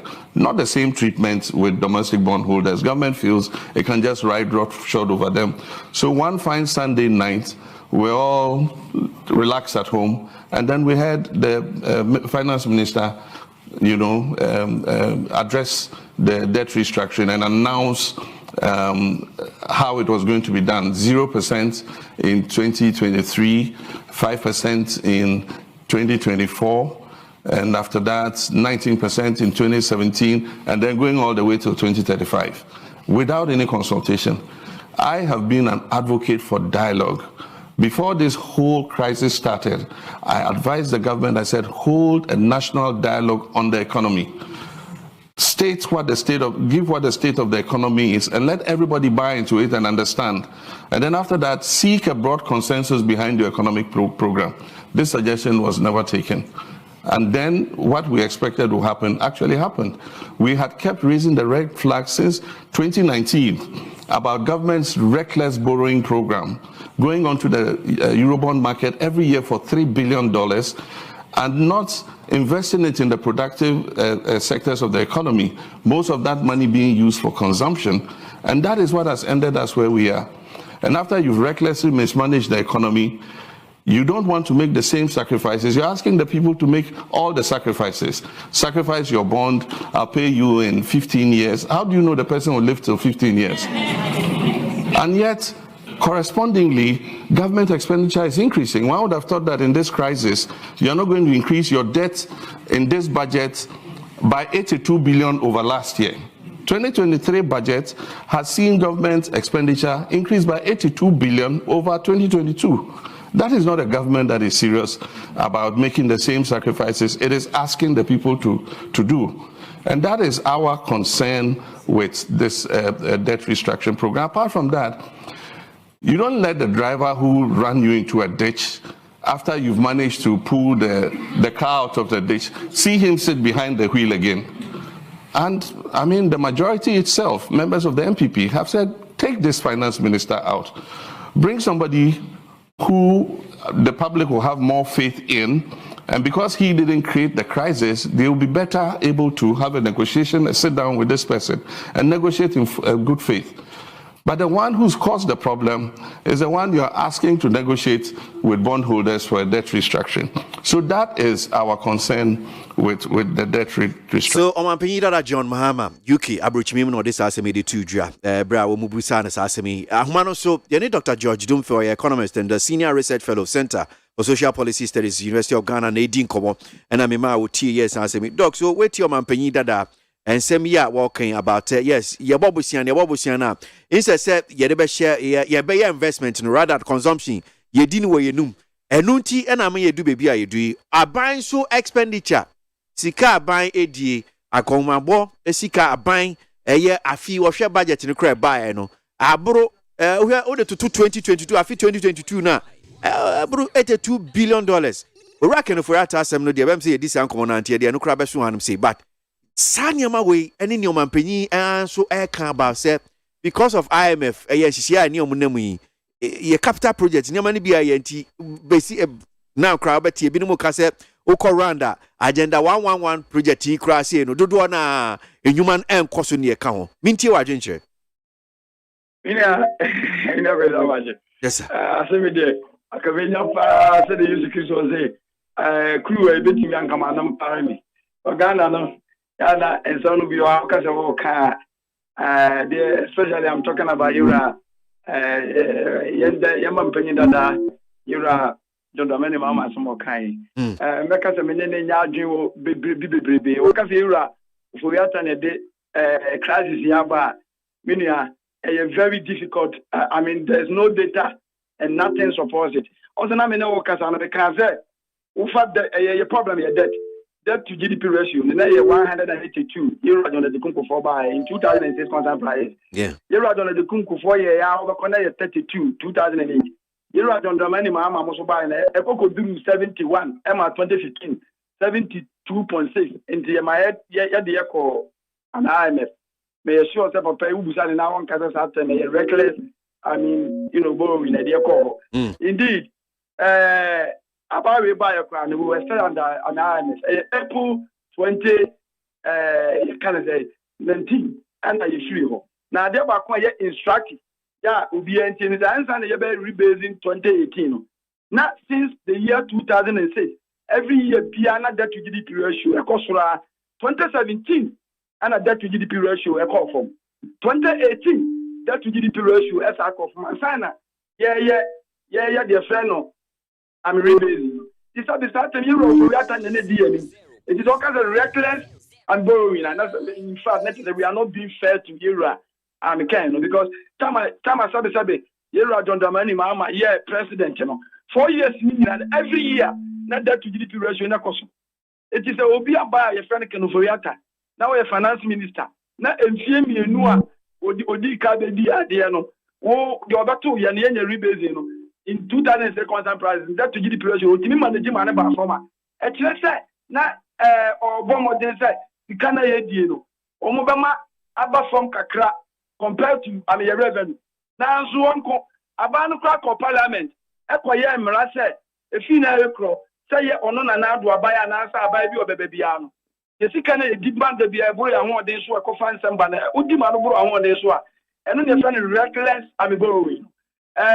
Okobabusia Dimano Bro, I want this one. Now the Yeniama answered them fata. Now, I mean, your uncle, maybe a friend. That's only a Mrebia. Then Nicola say, you're dead to GDP. Sorry, your fiscal deficit. Can you diamana brew your seekers? Nicola about 5% of our GDP. Yeah, only yes, I'm running. Yeah, and then Americans are on a blade, you think you that politics, no. Ananka, yes, facing the truth, because you're on the money, Mamma Tape, was say, no more Bobosiana, said the Omun Fanya, there is so many in Yardin. Uko Eurobond records from 2007 to date. Nanaku by Eurobond and what you mean, I don't know the Kotiaka. A yaka, they're not only and say, Tembiano, a cana awon, Omko Eurobond, and Omako, the normal Yapakotia the awon. And the Afesua, no massacre, no Mako, the Nadia awon, no massacre, the normal tree, and the Tembiana is Ghana, almost the Cadia, but near Sentinel Tembiano, a new time as a chia. They are called Sergeant, so near Saco Busiania. Sana near Euro, the money, Mamma Tam Sano, Euro Tam Sano, but the nano, ya blocking your economy, no, if you have some Zanina, Sikasani, Aya Basana, a Bicayano. Am I a blocking and Timina Quenya and quite your bone view? Nayantimin Cohontino, Busiana Nanka first, Yaquaco Bodiacotia, Yasuna, Yazi Club, a boy Hobrano, and the Saconia in the home. Eti ababia what issue bia at this time no would have found itself in this situation. And yet can for we are trying this our problem. But it is nipa bi yi sanse we nyina abukan so and it is we are not ready to solve the problem. So when you're ready say because I mean the problem is there. Let's say what you need some person be baby a problem no what they are. It means you are not ready to solve it. It is uncommon. I mean you go the 10 years time. The already use not the that of Ghana. You're betting common near that what they were saying. Say, you're in Daniel, you see a percent, you didn't crack, and I say, your man, I'm saying who the AC. And I'm saying, I buy no politics, opposition is your politics, nothing beyond a will be a percent or can't the amount for Virginia to know about the idea. A cobas and a tempiano, a blended the hop, yes, or vida. And when you say, assume you no qua a grass and sense day. And watching, and even as you know, it's in summer, you're at the man, Mamma Kay, the may only move some other that group, and the finance minister said, Pepper and finance minister. My met now studio, I'm in the now, young fat records, now, maybe one about debt management, no some fat. Now, young person, like a gun and Libya and Chibi. Now, young fan of planning tour, near rest, we between the Sobona boy, Rakan, Amican Voyata. Sana Ghana, yet. Tembia koye ya ani asasa ni pabako we saso a yentimi koye ni minu ama memrantem na menkasamfa hello yeah dog me wa mitio yo ma memrantem na menkasamfa capital expenditure na na do kan sabre what for woman e de akofe yi ase akobo na wi na eno na make say nya kan na ma na ba sa because that to GDP ratio no kan ba ye na nkasa no na in the new ufa the 2013 constant prices now. Now you're 55.9. Meaning, in fear me and Sakopin 2019, it could do 2.5. It's only one of the best records. One of the best records. Here are the many mama. Obey vice president, 32. Obey president, we are almost in 2006 constant prices. Never 73. To the old there almost every year, Biano. Never 5 percentage points. But you can't buy in the first 3 years, I couldn't invest 5 percentage points.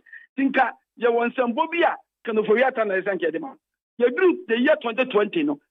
Yeah, and that debt to GDP ratio, a man who from 62.5, echo 76.1.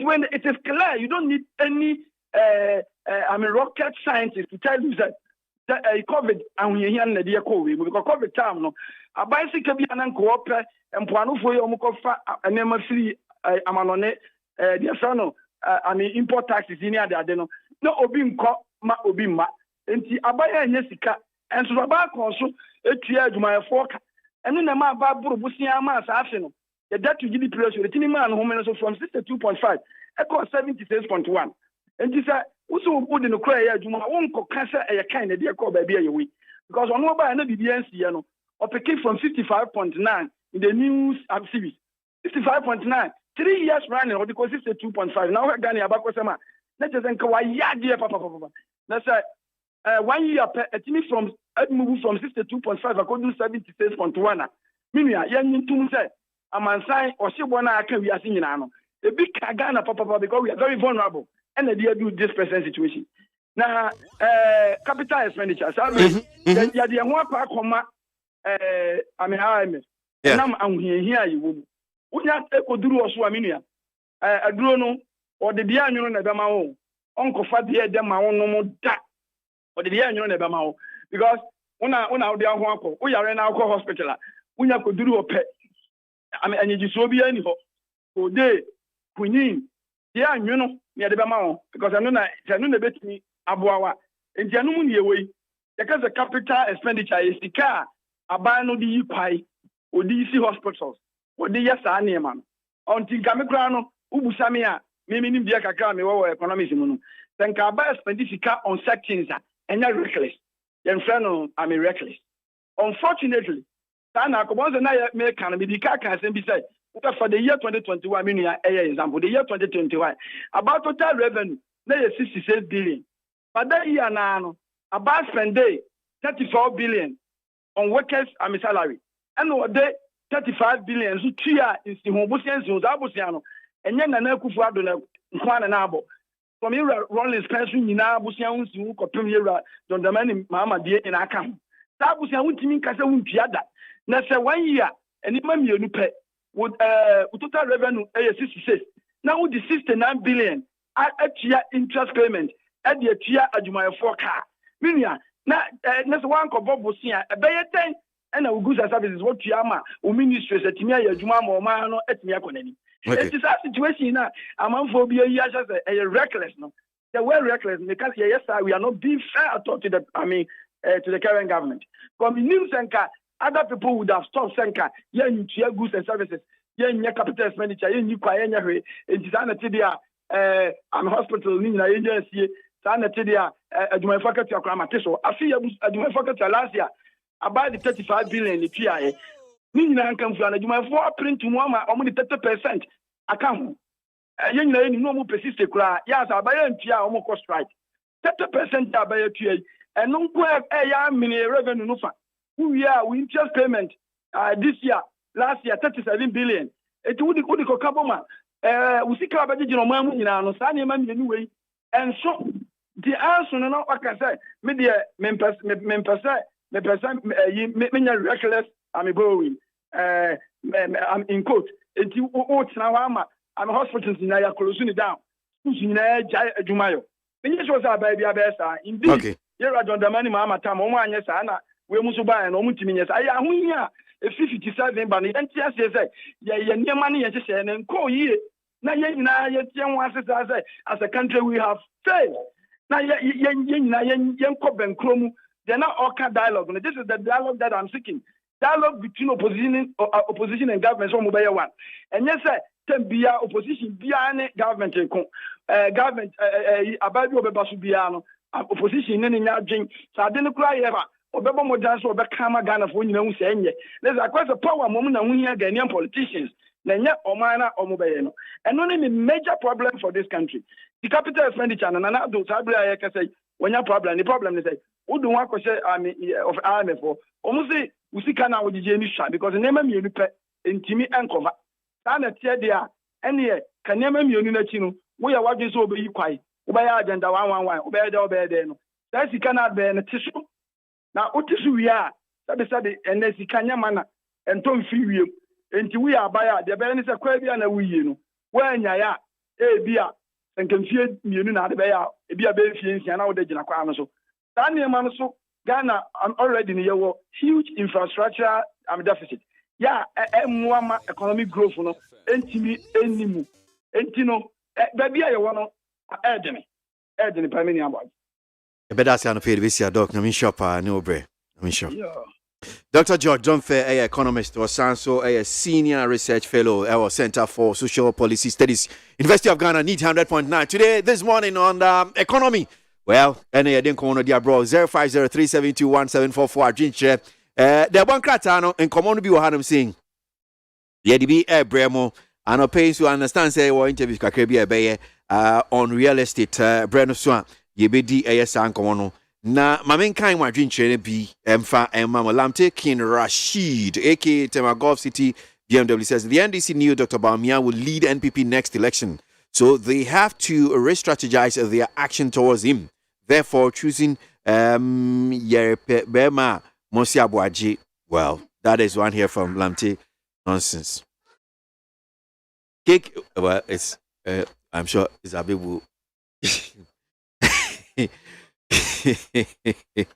Keke Ewo Kaswa was say MPP party is Ghanaians hope. It's only MPP that can develop Mother Ghana. Looking at the policies and social interventions, legacies, and track record, President Nana Dankwa and the NPP government have put in place a fantastic. What they put in place is fantastic. Okay, well, Keke and the free Kaswa and the buy. OPK, our patriotic voices, goes. We'll see a series draws backbone into issue of minority reshuffle, and it shows the NDC is in tatters. The center cannot hold. That's OPK. Kaswa and the free, the buy. Richard from Amasaman says, you see, I heard you on NEET FM that fuel prices will be increased tomorrow. Please, Dr. Bawumia assured us that his gold for oil deal will drastically reduce fuel prices. Please, enough of Dr. Bawumia and the NPP's empty slogans. On 16 January 2023, the Vice President gold for oil cheap fuel arrived in Ghana and delivered. Please, the first consignment arrived 2 weeks ago. And what is the effect of on the fuel prices in Bawumia's Ghana? Richard Amasaman. And no dear no fee no the buy. Yauza Ewaswami says one would have thought that John Dramani Mahama, as part of the state-sponsored trip to Chatham House for a public lecture, will prefer solutions to our current economic challenges as he carries himself as the magic baton to change our situation. But when asked what he will do when given the nod, he failed to give a single solution, which confirms how empty his alternative. This alternative is for Ghana. That's Yauza Swame and Odi free and not buy. NEET 100.9. Ghana Montie Sunu Asogwe 0503721744. Yanko na Kabra Bremu the one cratano and 70 into yo. Abusuafo the bokata no mu de ani bi na me de to aso ye. Oh, yeah, so yeah.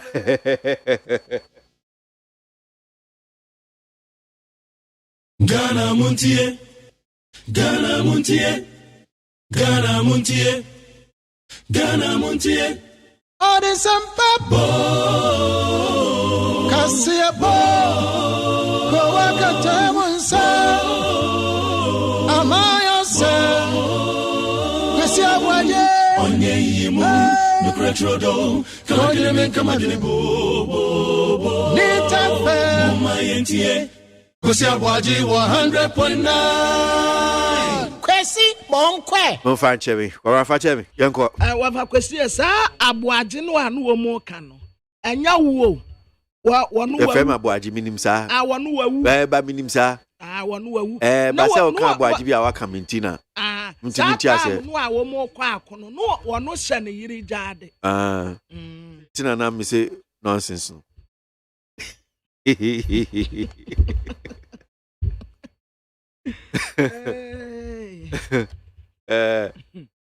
story was as a way una. The first time you come on young cousin.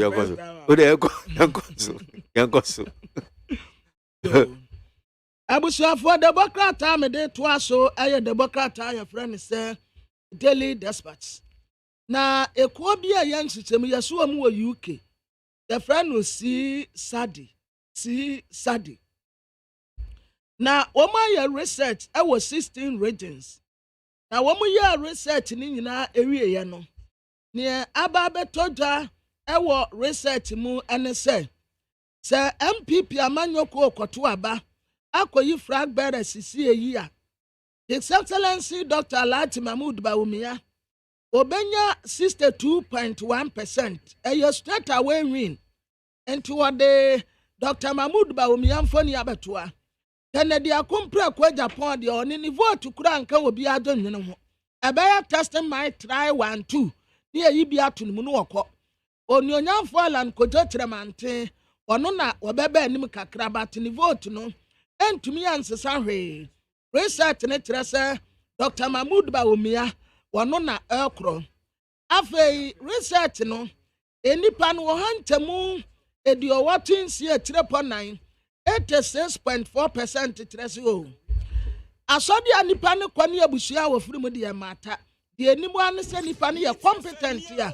omu betumi ato abama no emu 86.1% trese wo mu koto ete ama His Excellency Dr. Alhaji Mahmood Bawumia Nigeria for beto aba Ewurade ya adoma February ya ma na ekro Yankwa na National Cathedral home komo ye ni KWASI Ade Odiki founder United Front Party UFP ye ni enkomo kakra emphasize mo ensembia aba beto dwa efa National Cathedral no Odiki da se mo akwa baba ni TFM so anope Yo me ya me do so empomwe me wo ya ba na so boko na National Cathedral anti contribution anu amoye why be da yo me ya ma me da se ma me che o mo aye che no pe etio na me san correct ta impression odike ese partisan politics erona affair Ghana adia abofo share da 1994 me share they were quite chikata no wachi say yeah also for partisan politics multi-party democracy tebe ya umbenya kwa abawuram no mo micromanage ye pending for no umbenya kwan e dey say ye minerals eti me ma kwatia dey ma trust my research upon research I will say dividends are democracy debre enipa ebese sanabra bono Ghana yet yenya if it is multi-party democracy no enya dia beboa Ghana yenya union government and a new system of democracy the beboa ba yam party ne bepo eno na beboa o man we amaya dia ho enya economic freedom na tinya kwayanim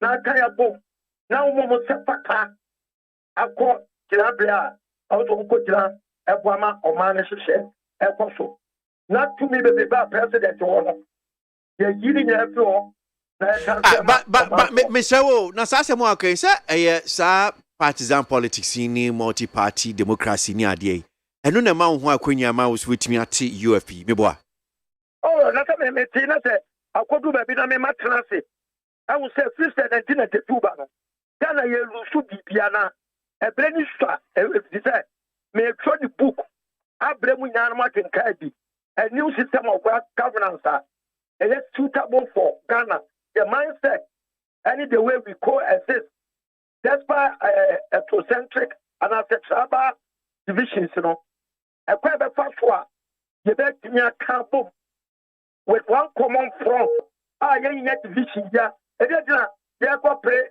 ejapade ababoa ma edinyansa ababoa ma ne tie mu bedu se we opposition we incumbent na ya tomani ya ho na enyama what e kanya girebo ne ye de ye mu ache na ba bia be ko bia o Ghana no jopoli na ate mu bedu enya sana Ghana ya mamre ni ya mane no etitemu enya dia eboa Ghana with all these tribal groups no we coexist for many, many years.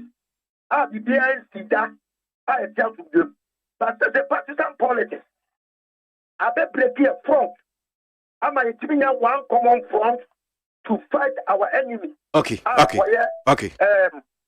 Onyane, I want to may a book, a 80-page book, a new system of governance. You better about democratic template, about war, but young partisan anyway. Na me new di cathedral hon komo bisa say why your contribution what contribute to cathedral. Me two go for say mo bia valeka pe be wura kusi boating me no call hello FM which is a station of map me ya campaign TI initially tell na go for what transfer one can create woman Ghana for minia yet what the say ya yin komo asaba na go for back say cathedral MPP manifesto we dey call election enim afei oba ya obeka cathedral no wan say no o say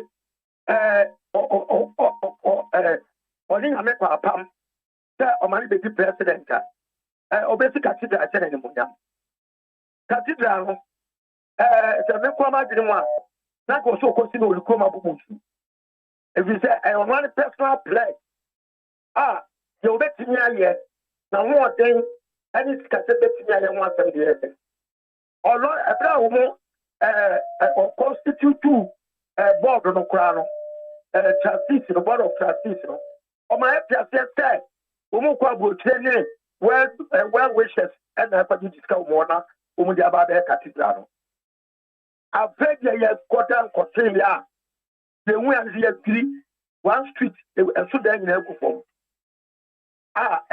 o man property avege we so man be boa na 7 previous don't mind my choice of words akofobia wo nyene Ghana ho attitude to say ebe boa tourist na eskuto nukomnia eskuto akiso so me Ghana ya importo ye etie tibi nya bibia ebe attract ye to tourist aba Ghana that because Kisosum doesn't originate from this country. I want you to China. Nana Kufuor was to probably two processes. I got that from an amsaka private procurement breaches. And never be a woman infractions are a Tiaga number, but it didn't know town. The constitution and my president excessive powers. It was then and yeah. You're not going to be a road about Ghana, but anybody I was a pastor. I was a Ghana man formulating the policies. You're in a union government and the leaders will work on the policies and the systems. The young meaning the Pope on Popa and the Ghana Kunyaso. Now with this constitution now, and Toko did them one, MPP and this imperial for your way. I don't know, Omope, come on, where I come, woman, answer someone. Then I don't want to people bring. I am sorry, many prophet of doom. But looking at the Yama course of 1992, if it's in a 4 bar, I think I can be wood and a walker. Meaning, I would say to deal we have in our castle. Who can tell we are? One castle, what didn't kill would you about a parody as my phone for Yaguma. Parties in a crown or woman that come first to my whole nation. What is wrong? I was a manifesto, a national policy agenda. It was about you are only there as an implementing agent. Who you say about the first year? It is just saying, the creative think tank. How many criminal or minor formulated policy? I am finding the Parliament for approval and for finance. Now, finance, I am Muskasem. Opia, we get Mapia and that, you are just supervising the implementation. That is all. And yes, Master, they're complaining. Partisan democracy is a scam, a propaganda about energy, economic freedom, every African. Now, made them we have other son die. It's making a book also. We are trying to print over 5,000 copies. African countries, including Ghana and Ethiopian Kaibi. Who said, baby, I am your phone quiet. It's another book you be ready, Dabe. Our editors, you could say, I didn't casa. There are now doing a test for the year. When you be ready, Dabe. About your editor, never but this February, they said, we have a better press. I see. Baby, I am no. The constitution at the session of memo do before complain, or yet before cross a complain. It's to be away at the session. It shows that all is not well with this, our democracy. It's been a moment of time. The time of war, no more communists, no more communists. Almost the same, almost like a crown, and one about the superpower. Next, Morgan of war, Mamma Mia Africa. If you declare all that, you know, Mobeka say, and you told to every daddy, who will be an caddy. Meso, I am a denture. If you want to one, you'll be better with the account one my Yaguma. A bad boy, am I free? How we know. Now, you're from what's your point in Africa. What's your point now with this system? Ghana, we don't need say a better boss. We need now best easy because you can't even find for some time. And I'm for the now, I'm going to my and one. The constitution, no crown. If you can say, the focus of Rusa, see the trying to see that constitution, no coming at the question. And so, I'm going to say, no matter about to say that part every and self. How could you know? I am a criminal. That system whereby you could be PM. You have a triama. And I said, it's been okay. All right. Now, what do I not say? The constitution, and yet, Chawagan, Chawagan, I want to go out and for that what should have gone. And I for man, I take a man to a ransom, and then I can. Yet one, I am a will be so, and then one be wagon of home because a Buffalo, why, Kakai. As Cathedral Exposure. It's been a Cathedral, dear, a scam, a scandal. A bread piara, a Panyababa, may met up with us. He can be before you be a museum. Cathedral is here. Umusukra, Yaba, Yam Manu Panyapuma, Yam Cathedral. Because, under duress, I don't just say down for it's in Nadia Cathedral way. A bit transit that. It didn't see that. That's ODK. That's Akwesi Ade ODK founder, United Front Party, UFP. I pay need 100.9.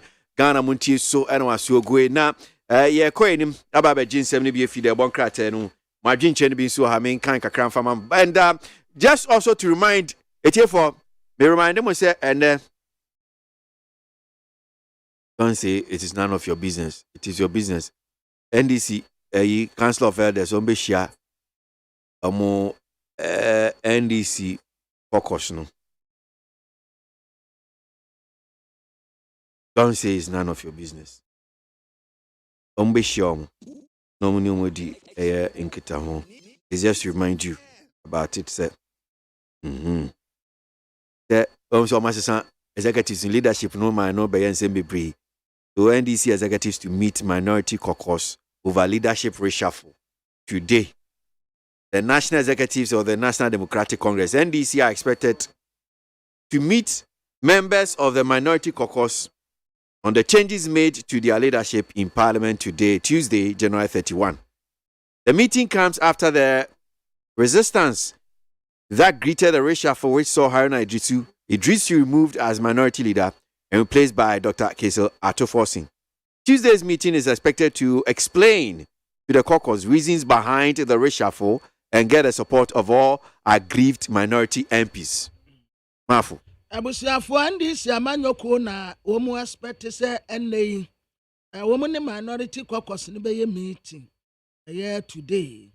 Na sa meeting nyina ye nsakraye ba ya yeyi wononyamfo aro na Idrisu free one say minority leader ya womu de Dr. Kesa Atoforsen ese na nemu intendency emudie eye ntrechiremu ya etai sa resafo no achi ɛna wɔn kɔ kyerɛkyerɛ mu ɛde akyerɛ minority caucus titiriw mmarahyɛ bedwafoɔ nti nnɛ ɛna meeting ɛbɛkɔ so ɔfakwasi nnɛ yɛ nso ɛbɔ 9:30 a ɛwɔ Accra International Conference Center aban haya a wɔbɛhae dan ɛde ama aban adwumayɛfoɔ bi wɔ hɔ a na wɔni sika a de bɛhae dan wɔn bɛhae ama wo na watua ne nkakra nnɛ na wɔn pa ho ntom. Yeah. Well, Shipman Watonsu Kumasi says Honorable Alan Chamanting has stormed Ashanti region and he's giving hope to the MPP grassroots to retain power in 2024. I believe that with Alan Chamanting as the flag bearer, MPP will break the 8. That's Shipman Odi Fiatonsu and Odi Eno Ebaye. Kwesi, this strategy of BOG increasing policy rate to address inflation. Have they done any assessment to know how effective it has been? Since last 2 years, they have employed the same approach, but inflation keeps soaring. Can't they see the effect of this action on the economy? They can't be such incompetent. Okay, that is Felix, PPP communication director. Okay, Felix Mante. Wow. Felix. That's it saying. Well, Tete Eddie Frisunyan says the NPP party will need everyone on board. While we seek to break the 8, let's abide by the directives and conduct set by the National Council so that we can have a party where no one feels neglected because of his or her conduct while supporting a particular candidate. Our tradition has confronted intense competition like this and has survived them. Nana Kwame Opasco on some says kudos to Kennedy Ohini Japan Honorable for the good job he's doing for Mother Ghana and the NPP. In fact, he deserved to be the next president of Ghana. Need 100 points now. Ghana Montie Suni. Alright, into you. Abusiafo Nigeria for abatoɔ no. Nigeria for the krama men said dan kum kakra bi na men sa de. Nigeria for beto aba be yi mampeni ene mampeni abedi etire. Na Nigeria for abatoɔ no na the Democrat say ayense page 11 ɛhɔ na ɔde mu nsɛm aba Buhari ne party ya wo mutia konya ɛna opposition sɛn na nneɛma ɛbɛkɔ enti wabu ho akonta ɛde aba sɛ ɔdomfo ɔdom yɛne a February 25th Nigeria for akɔto aba na wɔn akɔyi ampeni foforo na wosa wɔn a edi akotene ɛwɔ parties mienu no ntem ɛyɛ Bola Ahmed Tinubu All Progress Congress APC ɛna Atiku Abubakar the People's Democratic Party sankofo na edi abatoɔ no mu akotene pa na free bra Buhari betena akunya so sɛ Nigeria mampeni Nigeria for kwan wɔn kɔ reverse ye ɛhɔ nom asetena nyɛ de kora enti wɔn beto aso saa anase ensakraye ɛbɛba enti ɛdomfo dom yɛne a February 25th ɛna Nigeria for ɛbɛto aba na wɔn tie yi ampeni ɛne wɔn emrase bedafo na the new crusading guide anim ha afalo to die no a ɛne da meka ho asɛm no wasan ɛde aba NDA for boss ɛna wɔn de no akɔgyina court we Hassan Tampuli akate sodwa surgical maternity block ɛde ma ne constituency for wabra o commission nurses bangalo no so ho asɛm ɛwɔ ha Reverend Ampia Kofi no wɔkyɛ sɛ Alantremanten is a man of integrity odi ne ho nipa wo bu no ho Labianca ɛna Rockland fans wɔn aka wɔn ho abomu a wɔbɛyɛ adwuma Private University Owners Association wɔn aka wɔn ho abom wɔyɛ kuo foforo kora wɔn ateɛ ya wɔn de bɛpre yedie Ediama private universities. Anya mo abey mo plan ba ko amon to private for mo school fees bua den dodo. Enti mo nse na ontete so. Na the chronic democrat anim ha. Ghana yansa ba beka IMF loan no. Ewrade ya adom wa March IMF loan ni.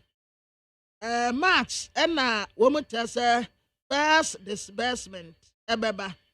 Na sa sika we said de nkofu ani abre hu kura ya me wanwa. Yesi eba March. Afe wono nyamfo alan koto kiramante asem no amekae no. Esan ewa ha. The later gata na bin ena ni kunu kira so wetakwa ta. Enso bibi papa bi amfiri mu emma. Capital project project ya wodo amampeni wo ye no. Ena ma IMF wonkita hodie nti. Ansa obe suspend. Proverbs chapter 29 verse 2. When the righteous increase, people rejoice. But when the wicked man rules, people cry. Say when the party ni edi o man so a o manfo energy.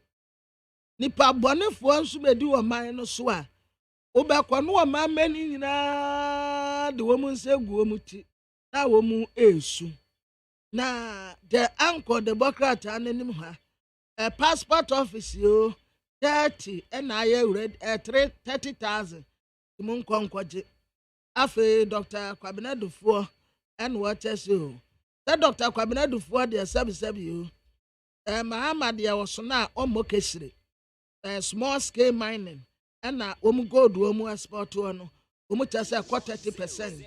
Senior high school placement no yase fraud abem no nya fraud keto education minister na ono ankasa na woji atumi se eye womu Professor Opoku Amankwa na kasa ye kane Ghana Education Service boss na wose yemfa sobo no emmo omu ono ankasa ni minister no na yemfa sobo omu wode kobo obi a enye yie esanse ye kekafuna kekama adampan bodu ayede ye tenyisi nyina womu nchen na wo enti so obi kobo wurem no okoye tenyisi a wosi yemfa sobo nkobo hwan sa nipa kro no hwan na soma no hwan na ma ne sa atumi no enti watresa sobo no yemfa mmọ wono minister no na ono nso a woye director general kanede no omsuo no efiri wo mu na mamendo democrat anmu esukọ kakra ema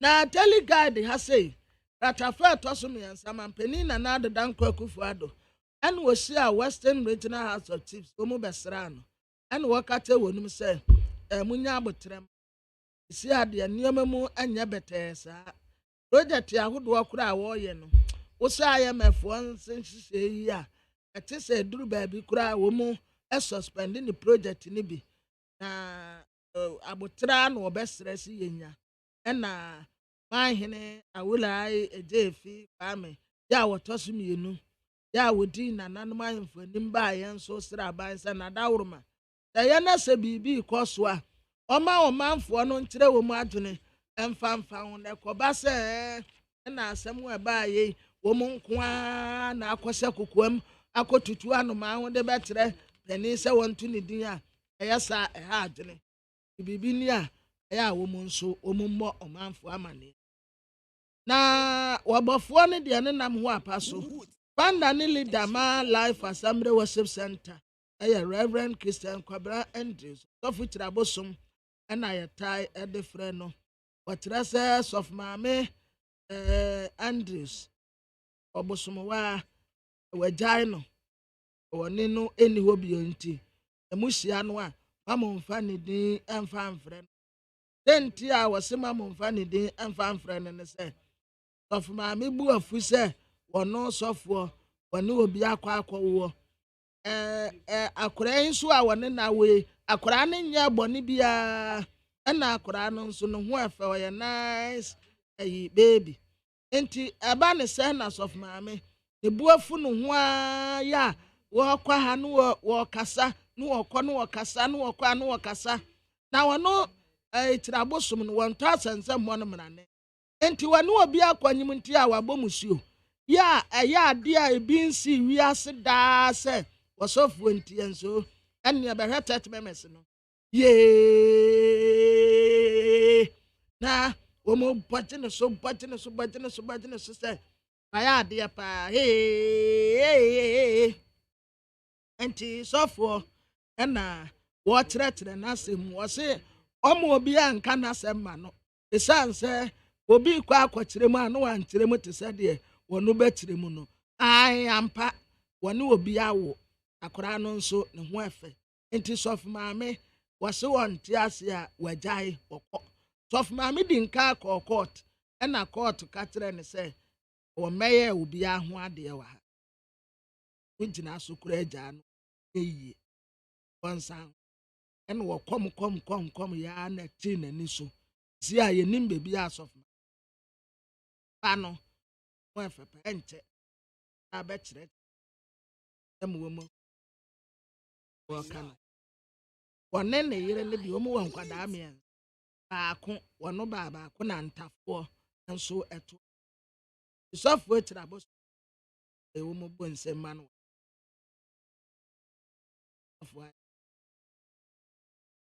na public debt no a yaka ho asɛm ɛyɛ mɔnimsɛm dada baabi a akɔgyina no ɛho asɛm nie yɛse 575.7 billion Ghana cedis yɛka ayɛdeɛ man no nyinaa yɛka baabi a akɔgyina ɛna ɔmubom amanneɛ ɛyɛ Bank of Ghana for the same thing ɔmu policy rate no koraa deɛ yɛka ho asɛm dada nso apagya akɔ akɔgye bosi a yɛtaataa ho no ɛma wabrɛ kakra afei de bɔkrataa Ghanaian Times yɛnim ha o passport no o yɛse obi anto America no wɔnkɔgye ɛwɔ krataa fa ɛtɔ so dumienu yɛde wɔman sika yɛ passport wama mo wobɛkɔ akɔgye kɛkɛ no nso akɔyɛ asɛm nti obi anto America na wɔnkɔnkɔgye the passport wa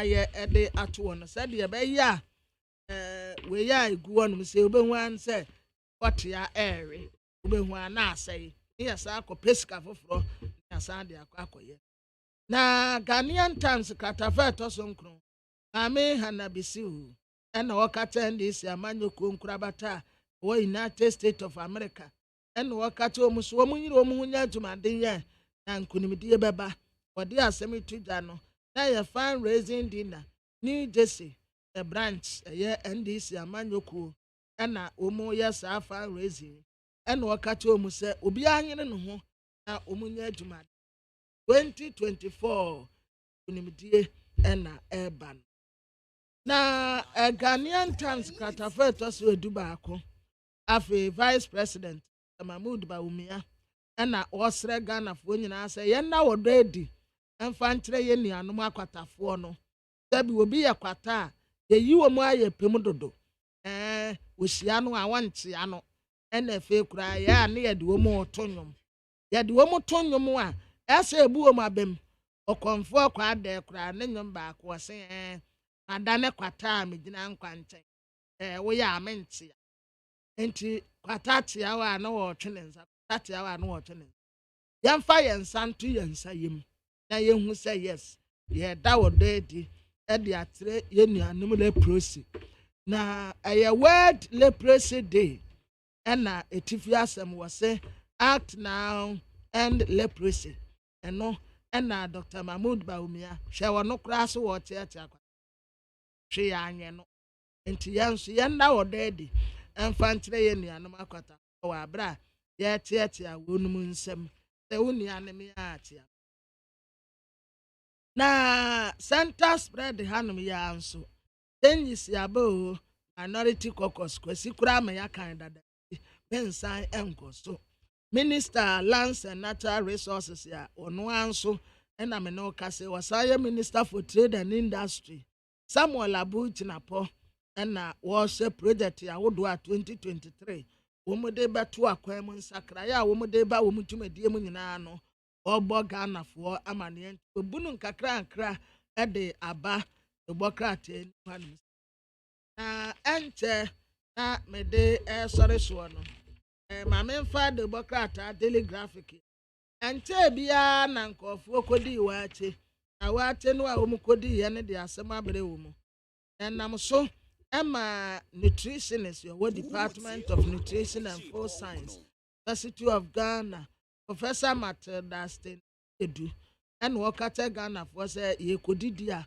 ya yenye careful yen take sovereign seriously especially miami awdo aye didie no yenim nioma ekwa aduane no mu na afensumu amuye aduane no aya munhu Ghana for mobo kakra ubekọ tomatoes ni nyina pro na wo wuhurum no wode be ubisanso wode be aseme de be yeseto nti tomatoes wa pro anyo wa pro na wode be yeseto amayen enam kura wo mo de kan ho no ubekọ na once na sisi so nya once na keto ta nioma nyina aka ho enema enkofo ya kogu aya asabe nti yenuane ya wo mo yama yen no ya yanye careful kakra dan say ekum yen ansanka Kwasi Medase Kwabra need 100.9 Ghana Montie sunu asiogo de obankrata no 7 bi na no pay ye de go akwem no na no pay mensaka minuan mo from Ombeton sase yes you mu bebre tinkra hanum say ya na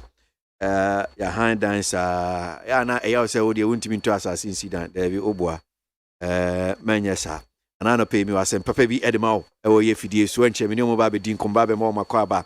But my main kind comments kakrai wa hanum saying so of Mami the freedom or the NPP government policy direction on education is cutting edge one.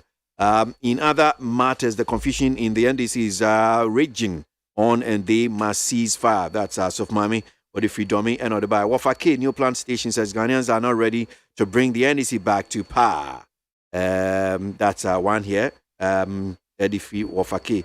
Teacher Kujo Tepa Nyine Susu says it's only in backward Africa that former President Mahama will think of coming back to govern, as if the whole nation lacks any person of integrity and wisdom. That's Teacher Kuju and Odiwe Edba Eben Ewa Kwabenya. We will not borrow. The money is here, and we are sitting on money. So my question to Mr. Incompetent President Akufo-Addo is, what if he told Ghanaians he will borrow? What would have been our situation now? Well, Eben, Kwabenya, Enodifi, need 100.9 Ghana Montie. Catch it, listen in here, and you ma beto to dia me baba no hwade no. Twem so betu me a. Hey, now Becca. Ya John to mami and duku, potomanto, this way chocolate drink, na kan wo hwe afibian so beri ni waware ni a. This way chocolate drink, na kan sia. We dan kwanu to mu ho. Me be mo anu so hye kura dia ka ho. Wo hwade a wapi ho. O ka sa batete e da fom won. This way chocolate drink. Catch up baba wari ye fi say this way chocolate drink ya sorry anopa no ne yenom ye bi hye fridge nom no snack ye nya hoho anu ne de serve wo mo ye didi wie ne ye pe bibia bogu ya de so a this way chocolate drink ne yenom and this way no ti anu a he se kire wom koko wom prick wom bibia wom ade wo hia ne so se this way chocolate drink de wo hia ani so se FDA anhwe se adwede nkrato mo agya to se eye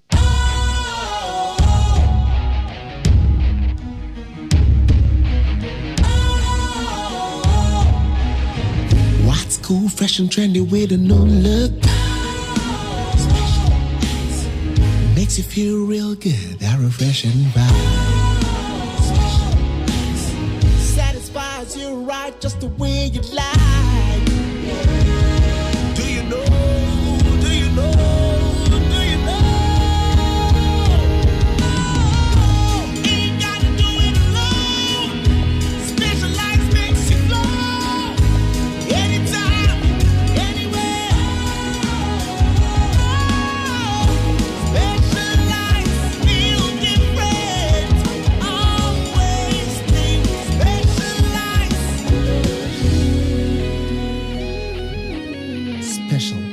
Natural mineral water. Feel different. Think special. This advertisement has been vetted and approved by the FDA.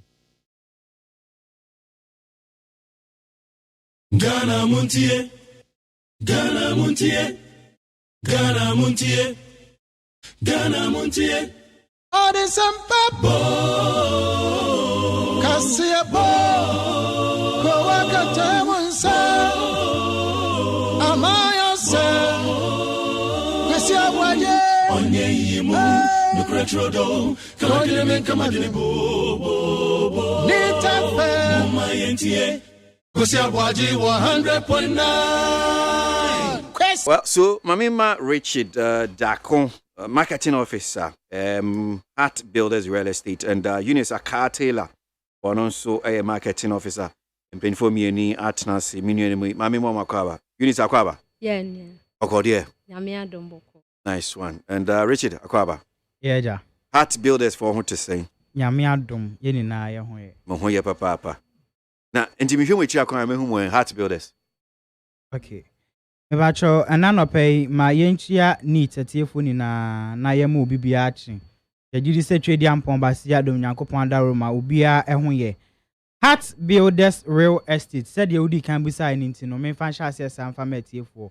Pacho Heart Builders Real Estate wo hwe ye kira kwan a Ashaman Mandela Park ana ye kira kwan ewo. Okay. Ashaman ye ne Mandela Park ana edi animhwe.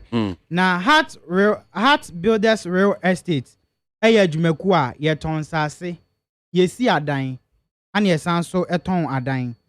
Heart Builders Real Estate yensase a yeton no ebi wo Shy Hills, ebi wo Chopoli, ebi wo Ningo Pram na eye very well recognized institution Ghana for agiatum ama amanone nina omagiatum a enkofo efi amanone eto ensase ewo Heart Builders Real Estate for enchain. Na yensa asene se dem di kankan ye no ye promotion ewo Chopoli ana afei Ningo Pram kane no nanka eho ensase no 20,000 but because of promotion na ye ninti no yate so e dey about 15,000 size of the plot no 70 by 100. Okay. 15,000 size of the plot no 70 by 100. Na opesa oto ya asase ni bia every weekend bia ye den crofoko site. Okay. No ma kwa hwe se de ya asase no etie. Esan se empanifo se bedi akun wo ni din fata no a na fata no wa kono. Enu ti na ye de ye pese ye duon pa kono koya asase no so no pa kono ankasa de nani ekohwe se de ye betna radio suni TV so a ye ka no. Eye no kre se de ye ka no pepepe. Enu ti every Friday and every Saturday bia by 7 na we share yen e wo your office. Ya eno wa Shaman ene Mandela Park edi animuhwe no we share ho no ma yankase ye do beko eye free nti wa eye one of the packages oto asase o Heart Builders for ho anase do ho bo Heart Builders unya yen juice ka bi ansa na ye de wako it ye do kwhwe ewie na afi oba no ani je ho a betimi ameki initial deposit from 7,000 ekobia o de man ye beje na afi ya spread the akanama for 6 months na ode etuya no nkakra na se no metie mu be fa deposit na mbeje no emu fa meboa emu fa na se minye emu fa na se bia menya be ebi be 2,000 bia eno ho asem te Richard mpacho eno nini na ne se ubetu anamo de ye hia ne se ubetu anamo aba behwe ya asase no tutu anamo behwe asase ni wie na ode onhihye ye bia se de ohun sikasem tie ni na no woni ubetime ne mpanifo aba betena se na afi nhihye bia ewo ho ayese ye no ya yesa nhihye no e de afa hunti no se bia initial deposit of 7,000 no enso ukra be 5,000 krampa o de uba na behwe asase ni wie no wani gi ho a woni mpanifo metena se o mehu kwan on befa so a o mo no be ye den nhihye ya onso ebeboa wankasa Eti bia na obi tie me na otikem na ope numbers no me fa your numbers no ento dwa na afei me ma minua ba no so ento aso me pa cho Heart Builders Real Estate your numbers no eye mienu de di kan no enie 0591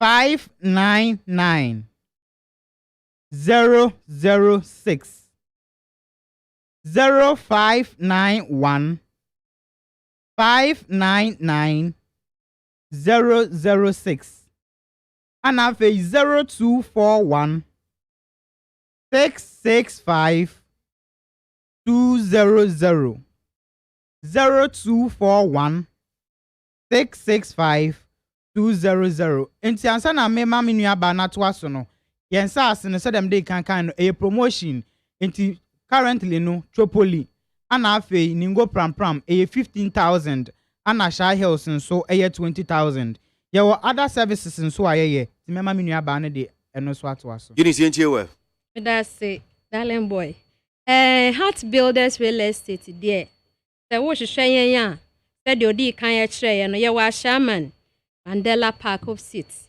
ene ne di nhwenim na yen size of the plots ye twa 70 by 100 than 70 by 100 prices no initially and I say yen original price no ye wo 20,000 25,000 but ye promo nti ye promotion nti 15,000 Ghana cedis okay 15,000 Ghana cedis na promotion me say waka Richard kan wa say won so kan wa say ehu hia ye pa nti promo no be wo ha kopim time ben sir because o say motons are saying 20,000 any 25,000 which means that because of promotion amu ye na wate so about 15,000 Ghana cedis me boa mpachan enti ebe ho akopim be time ben sir o be ho akopim be ye na watwe mienu ntem na ye wie esan say ye fiase last year ni mu okay enti se obi tia so tutu mirika no de no ho ebe shima sana okay esa wo kan ho na obe top promotion price ni bi obebeji bi na etimi eboa o afi yem prices no 15,000 de no o pese wutua ni nyina a eye outright payment na ubetimi e de aba na so sa hoɔden ni hɔ sa na wukita 8,000 anase 7,000 initial deposit no ubetimi e de aba beto ase tu de beto ase a na fe de aka no ya kyemu ama busumi nsia na busumi bia wo de bi aba na wo de aba betua afi Heart Builders Real Estate no ye wo akwanya ma other services a ye ho adwuma na ye di kan no ye ton polytons bebre e wo krom darling boy said the winning no na ye polytons ne de ye very affordable okay e da form for a ubetimi ato ye quality nso bia sizes bia ye wo bi enti so bi e hwehwe ye kira kwan a ye numbers a ye de to udwa no 0591 599 006 0241 665 200 so bi e hwehwe polytons papa ata on hwehwe Heart Builders e kira kwan emfra ye wo numbers yi so nsa beka polytons ni bi afenya no nko na ye Heart Builders ye nneoma bebre bi te say wo si wudan na wo pese ye to aso mam anase wadu baabi na wuntimi na pese ye bemu no yetimi ebemu ebeboaw eno no ye ba beba be ye estimation amount ye be ya ye 30% of the estimation ye beba be ye no ye 30% afei Heart Builders wo big company ye bie plumbing material building materials a ye ton enti so bi ebeto ya asase ni bi se wo Tropoli o se ningo pram o se Shy Hills o ye wonuama a obetimi e de aboa esi ne dan no na ama ayeye ye wo bi wo afa ye borehole drilling ye two borehole emma ye customers nso we pese otu nsuo woni fia okay so asase ne so pensio a wo mre ho a ye beba be yes adwuma na ma ene biodigester eno so ye ho adwuma e de ma etiefo enti Heart Builders de ye won sase papa a manso ni ho enti sa wo pasa asase de ye japade kase enti sa wo pasa ase papa manso ni ho de a na ne hwehwe Heart Builders Real Estate for ye kira kwan ye wa Shaman of City Mandela Park na be hu yen a ye ne obedi nsa wo so fefefe na won sa kan asase a ye japade ne de wo pe bia nso watimi aye e wo so so yeah Richard obeso de bibi to aso de na me pese me de to aso ne say ebia obi etie yen obusa no ho say edenti na ese me koto masase every Heart Builders Real Estate for enchain me ba cho de enti a ese wo to wasase every Heart Builders for enchain ne say they say batakali adoso ama ye hu kremo papa na enkofo bebre wo hono mo a ye kasa o radio su yi omo be fre omo se na yakoto asase wo ha oma ye sei ana metueske we kura menya masase but Heart Builders Real Estate for enchain de te wo beto asase a Unya tuya usika no. Se ukra outright payment ya ye 15,000 Ghana cedis na. Utuya wiya ye twa plot ne de ma. Na wahye sa hoden wo ho a obetimi ahye se wo yeso adwuma. Ana wanya outright payment no. Na se wo make initial deposit of 7,000 every air kono a eno so ye kotwa wasa ase de ma. E wo brempo a untuya usika no enye den enwie ye. Ye twa asase ne de ma. Ahoɔden wɔ hɔ abetimi ahyɛ ase sɛ woyɛ so adwuma na usika na aka no balance ne nso no utua no kakra ɛno akyi no yɛn saase no ɛyɛ very well demarcated. After every 2 plot biara no there is an inner road as that inner road ni na so linking to government main road no nti sɛ misi dan na me nua ban so si dan a me nua ba ne dan akyi ɛne me dan akyi be hye ɔno ne dan nanim no lorry kwan da hɔ anase ekwan da hɔ ana me nso me dan nanim no ekwan eda hɔ iti ama baabi a yen saase no ɛwɔ no adan sie no sɛ de adan sie no bɛyɛ no ɛhɔ no bɛyɛ kama pa ana ɛyɛ very well developed area a ɛhɔ no develop fast pa wo hwɛ baabi te sɛ Shah Hills a ye shall see free 13,000 and ye ton ya na aba bedru 20,000 sɛ de nkɔfo ato asase ne bi mo ahye ase omusisi omodan afei electricity nso available wɔ hɔ ensuo kyese bibia kama wɔ hɔ pa ya obeto asase na wani beje ho sɛ wata asase wɔ heart builders fo nso enchen mepacho eno achi no yesan so wɔ Chopoli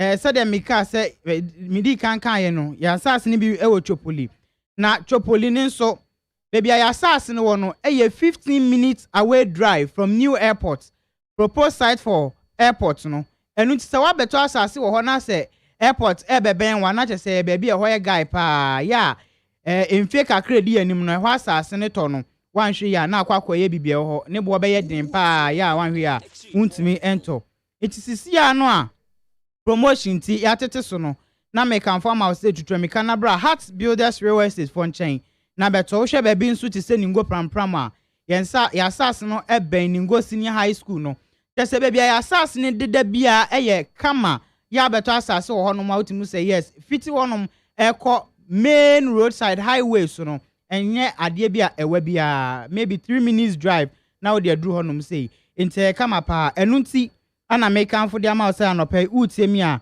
na wabo modin abato asase Heart Builders Real Estate for enchen. Okay, all right.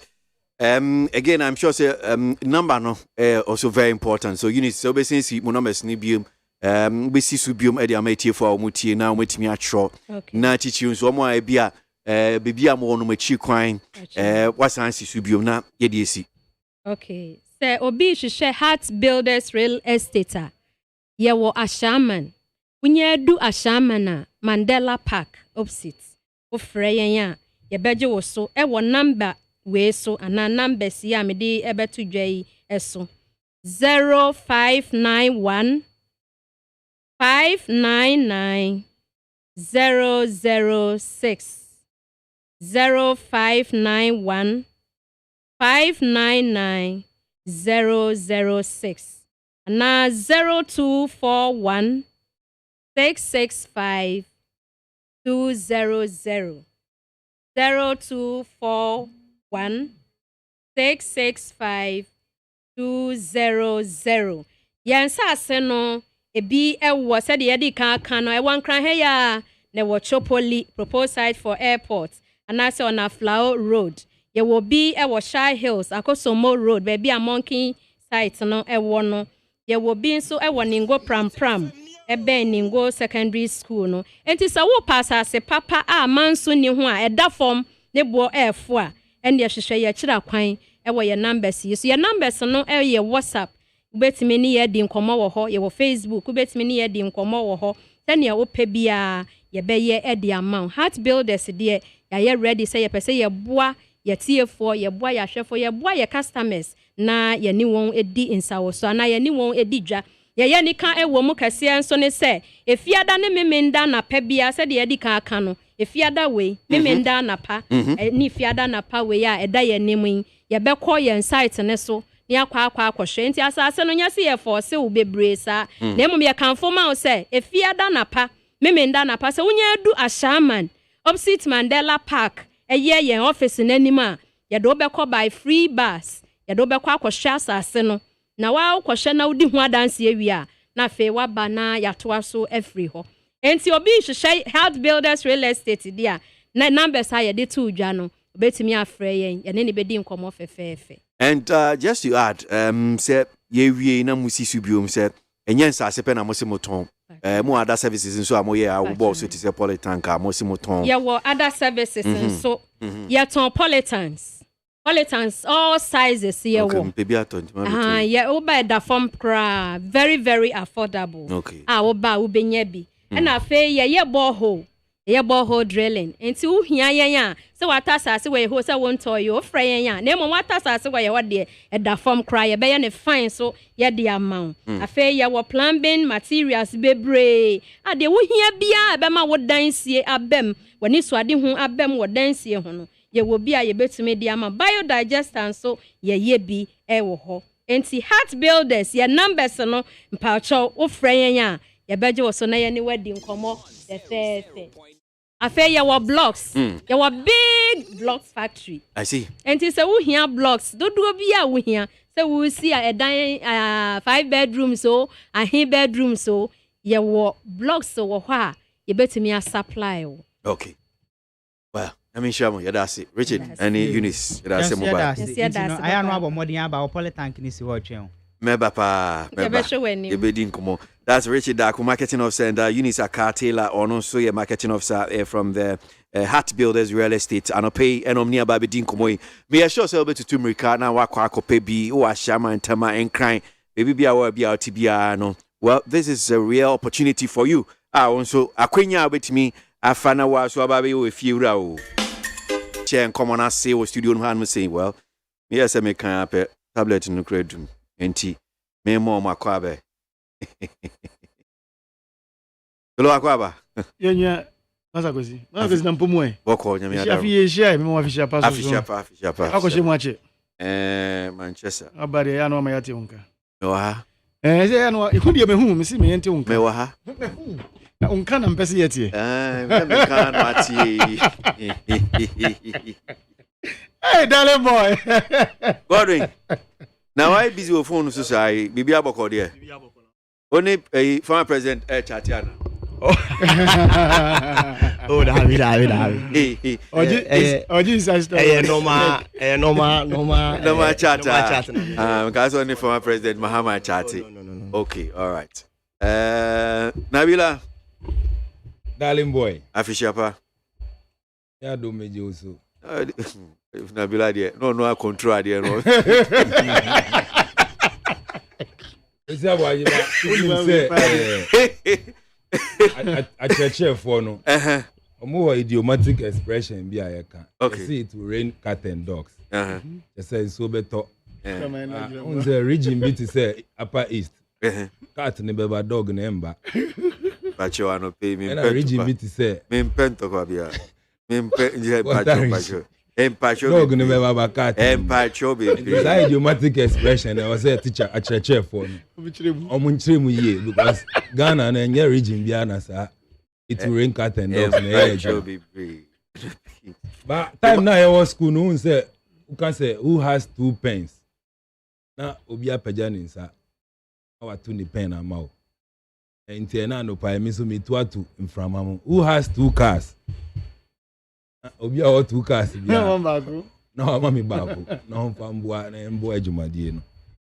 Mama akwa ba biom. Yeah. Okay, so yan share nkomo asi and I'm sure say one of the nkomo ampese de share here has to do with say and the terms on the domestic exchange program yeah. And then I ban a those who are joining, those who are not joining your kaka home. And ebana wie so far nyako aba yababe du nya afema bebe enenam enkomodie aba enyina interesting anope na yani Radio Jackson of Delex Finance yedi enkomo or say ono because there should be a crata be as eba in fact the terms near the idea chesoke well se osi misika na bia eka no ntimi ntua se ni se sa nhye ni na no krata ne mma ntie ono krata ne mpie ndi bia wogidie sa hwe ya na ya extend a time no beyond the 31st meaning senia musumu hunu so far echo agitation say fee ebinim ho no ba teach you individual bond holders enkoma akoso nkitahudi a wo ne aban finance ministry ni di Friday yi ni finance ministry de to epon so wo ma join so far eni ne ekọ eba ni nyina eni nkomo Gordon insha say infuse I mean fa we feed the case so I mean share with you for ni na this bond issue how worrying from the beginning, you know, a share here because now I buy any person or the patapa na ordinary to me as a buying no ADCC Ghana for omabo a buying a bosia. And can you understand that I'm being my better bond, mama usika. It is many need do and I many be do now shena. Financially unya fit or physical name as part of good governance no deliberation and consultation are very important but abayano am father first approach until say individuals are alone abide through the bond no tool into sukoko through several means actually abide they are still on it abide say ne. And the last day for the individual bondholder say the person will join the debt exchange program will be opted for. Some person will be joining so and yeah obligatory. But Niema Joe Jackson I agree with him because terms and conditions I agree with finance ministry. As I said, I'm documenting now official and yeah issue of word of mouth because MPP are being led by the Nana Danko Akufo-Addo cannot be trusted in any way. I'm going to say sura no wa hwefem yes hwefem na wa hwesoro. Nti no em na ma mesumi gidi say because new terms no yemfa ngu nkrata so ye na yemfa ma abonten ye na mene wo a yen sika ana yakoto bond no enya akwanya enkenkan what that new terms and conditions portend for us no misumi wo gidie say ese so omutimi extend deadline no enya sa na akwa say dia omo de ba out in less than 1 hour that's 2 hours na dano aba na wie then ese say mitimi force na me take decisions like this na your lifetime decision because bebre na ye omusika omo de akoto wo ye sika omu depending on edi a lot of things sika omu depending on edi hwe omu busuya sika omu depending on edi tua omu money school fees sika omu depending on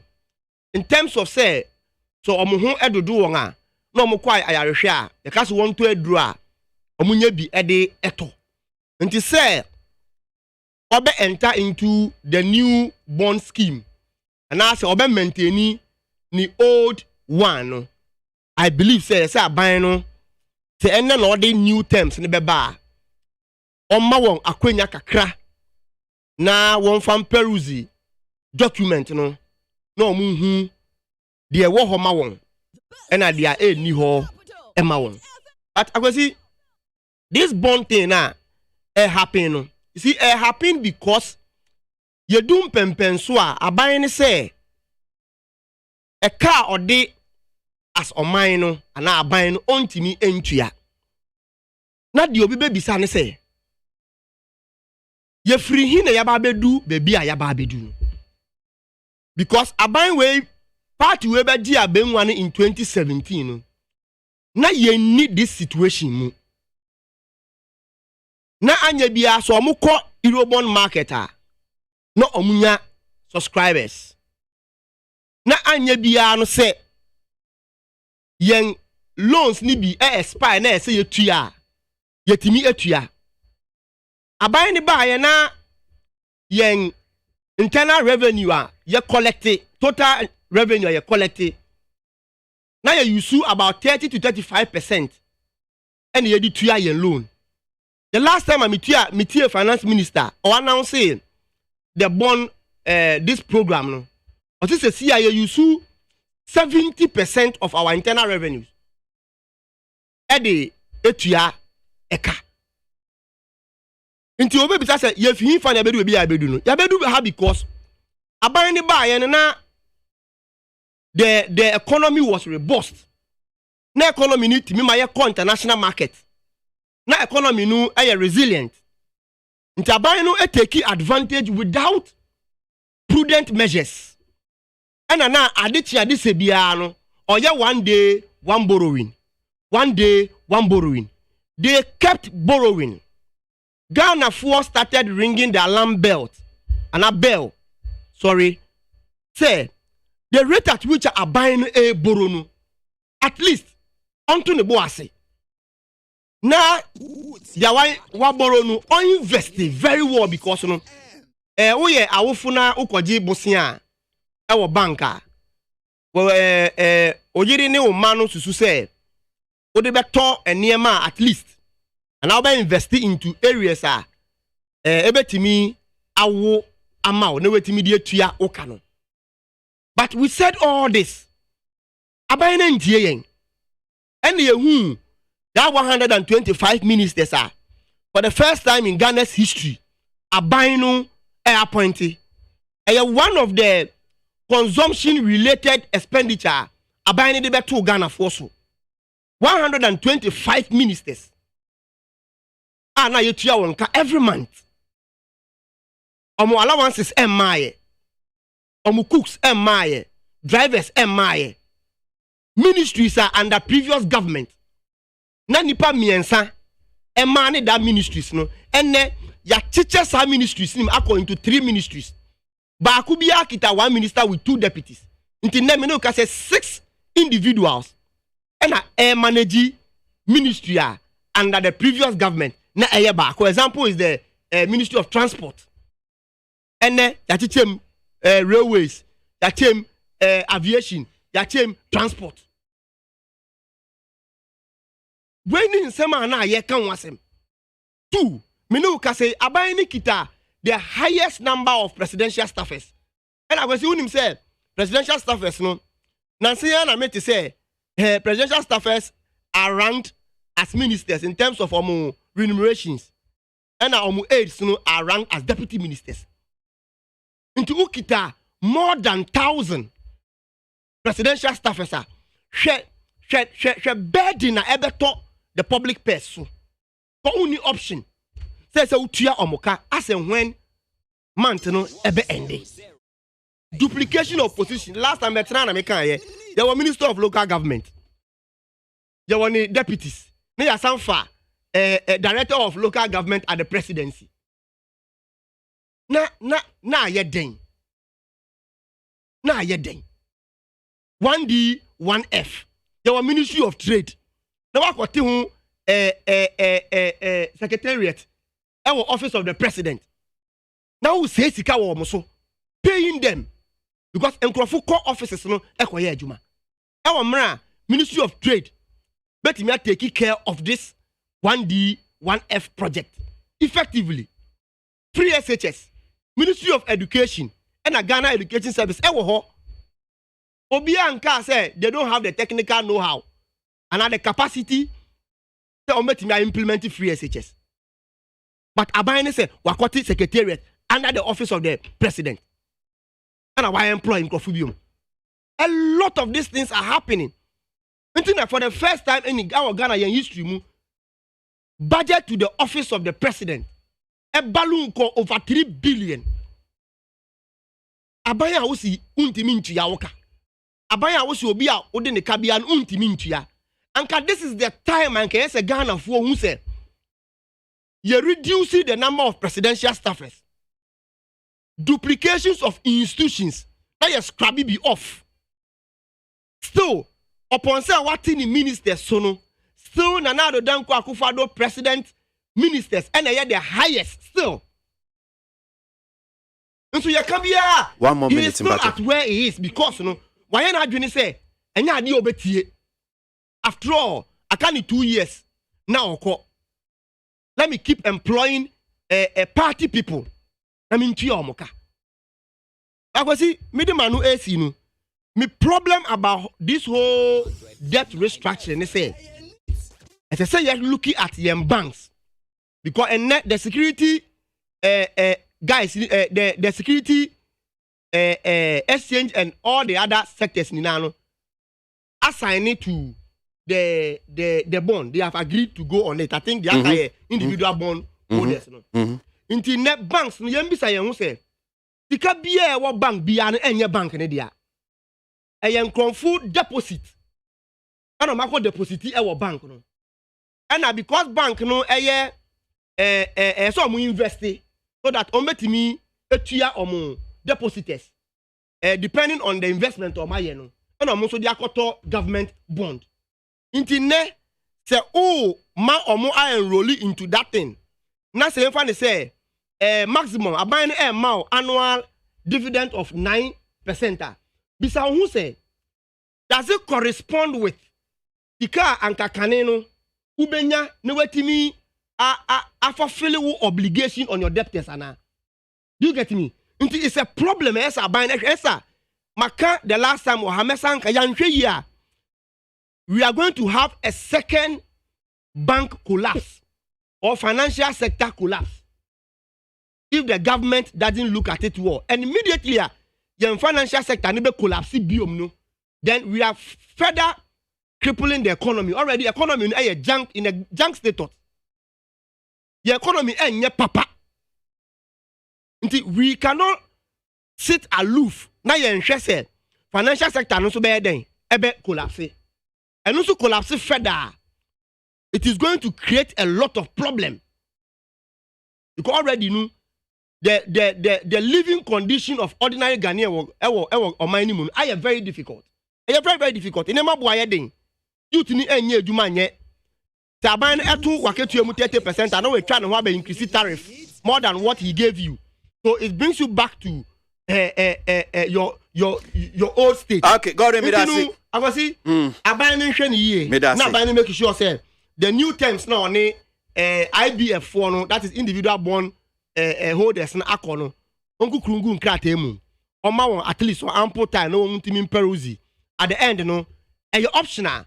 Opa oba sign it to read. Opa men sign it. So look at it before you take a step. Medasi. Mamin call Solomon so na MONTIE Solomon on this so far and come baby about do a debt structuring programming. Solo. Medasi bebre darling boy. Esanso de nchia so koma ye tiefo anope menuanom so momo nyina achi anope.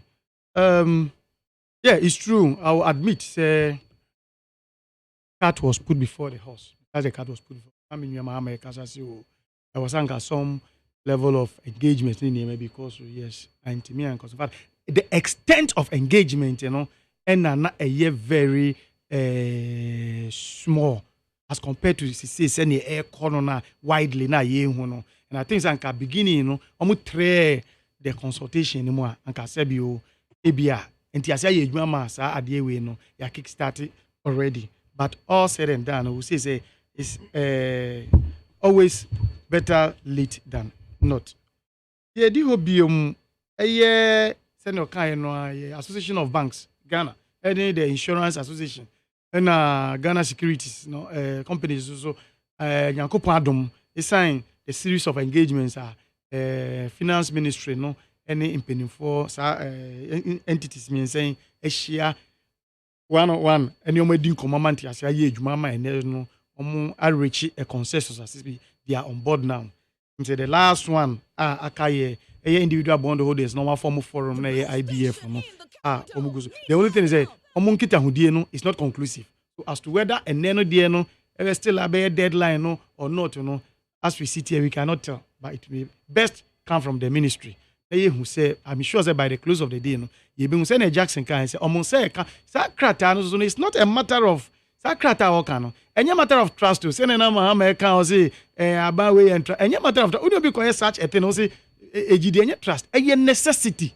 A contract is an agreement between you and the person. Agreement can be done both verbal and written, but this type of agreement, you can't say you're going to do this type of agreement verbally, no. Because I didn't already know where you are bond it's document is written and yet verbal until once in Sakrebi Kobemuno, it should be written. Also, verbal yes, Yajitum say Senator Jackson can I was say they should agreement be on where dubian, it should be put on paper. No more so mukra, no more say yes. Said yeah, then yes, yeah, the sacrifice ma and son of mine if I into my pa now said you're moving forward. No number to me your claims. It is almost almost trends. I think it's another. And I hope so say the ministry will listen to them and make sure say then I can document actually say we ni ntiasia krata na pam krata abeto ministry any IBF no omontemo no no mo so mo kuma atom yem na ama bibia timi move on ye behwe say ento close of the day no bia na ministry. That is if today is surely to be the last day. They better say ento say day ni beba to end na sa de na timi edimu na timi ehun the way forward. Then